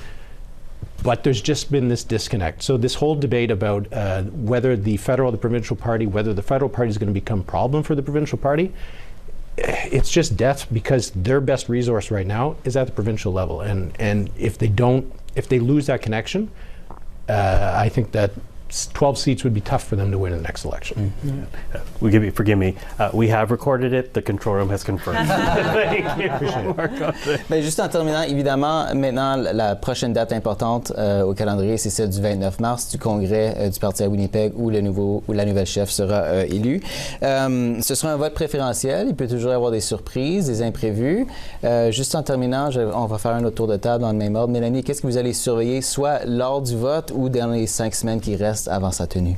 Qu'est-ce qui est drôle, c'est déjà dans les réponses, dans les points de presse, comparé à les réponses dans le débat, c'est déjà un peu différent. Déjà un petit peu plus, ça vise un petit peu plus le monsieur, madame, tout le monde, au lieu des membres du parti. Donc déjà, je surveille ça, puis j'aime. Je pense que j'ai aimé la réponse de la plupart des candidats dans leur point de presse. Donc moi, je vois, ils vont où? Ils parlent à qui, puis ils parlent de quoi. Je pense que maintenant, la question, c'est si, on a parlé beaucoup de Harvey Lewis, puis le montant d'argent qu'il a levé, si il ne gagne pas sur le first ballot, c'est qui d'abord du premier tour, c'est qui d'abord qui va gagner, c'est qui, les votes, ils vont où, puis on parle de quoi, on parle de qui pour voir qui pourrait être la prochaine personne. Qu'est-ce qui est drôle, c'est qu'on a toujours parlé de Heather puis Rob un peu en échange avec Avi. Je pense après le débat, est-ce qu'on parle plus de Heather, est-ce qu'on parle plus de Rob, à la personne qui peut battre Avi? Je pense, je regarde à ça dans les prochaines semaines, puis ils disent quoi aux Canadiens, pas juste aux membres. C'est ça ce que je vais regarder. J'abonderais dans le même sens parce qu'on peut pas, une fois qu'on devient chef, il faut plus qu'on parle d'association de circonscription ou de qu'est-ce qu'on fait pour mieux communiquer avec les membres. On doit faire un discours, peu importe si on vise local ou on parle d'une vision pan-canadienne, il n'en demeure pas moins qu'il faut sortir de l'auditoire du parti puis de ses membres. Évidemment, ce soir, ce qu'on a entendu dans le débat, c'est des commentaires qui sont adressés à des membres qui sont blessés, frustrés par le résultat de l'élection, mais aussi une vision pour l'avenir. Ça, c'est bien beau, c'est l'auditoire approprié. Mais le jour même du congrès et surtout le lendemain, l'auditoire, c'est tout le Canada, les circonscriptions ciblées. Puis les enjeux maintenant, c'est il faut affronter directement ce que fait le gouvernement, ce que proposent les autres partis. On a moins entendu là-dessus jusqu'à date, et c'est normal, c'est pas une reproche aux candidats, mais je pense que c'est ça effectivement qu'il faut surveiller. Puis la dernière chose que je dirais, c'est tout dépendant qui est élu. Dans le cas de Heather McPherson, comment a joint son rôle comme député élu avec la nouvelle réalité de rebâtir le parti partout au pays. Et à l'inverse, si c'est un candidat qui n'est pas député, qu'est-ce qu'on va prioriser en allant de l'avant? Est-ce qu'on va se présenter dans une du partiel qui pourrait être déclenchée prochainement, par exemple? Ça reste à suivre. Éric? Avec le système préférentiel, ça va être intéressant de voir, est-ce qu'il va y avoir comme... On a entendu des belles paroles de Rob Ashton à propos de Tony McQuail puis Tanille Johnston, donc apparemment, il veut avoir ses deuxième, troisième choix. Mais si Harvey Lewis est vraiment le meneur, est-ce qu'il va avoir plus de 40% sur le premier tour? Parce que quand il y a un candidat qui est clairement le candidat favori des membres, est-ce qu'il va avoir un tout sauf Avi Lewis mouvement parmi les membres du parti. Ça va être intéressant de voir. Est-ce qu'on va avoir des alliances entre McPherson et Ashton, par exemple? Oui, après le chefferie, c'est important, mais il faut gagner quand même. Donc, ça reste intéressant, on verra bien. Well, it will be very interesting. And to that, we should say the fact that we're now in the final weeks of this leadership campaign, and the voting for NDP members begins Monday, March the 9th at 12:01 a.m.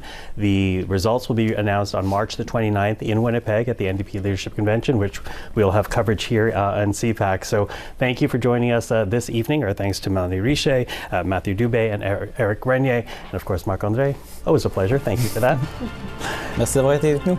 And I'm Michael Serapio. Thank you for joining us here on CPAC. We'll see you again next time.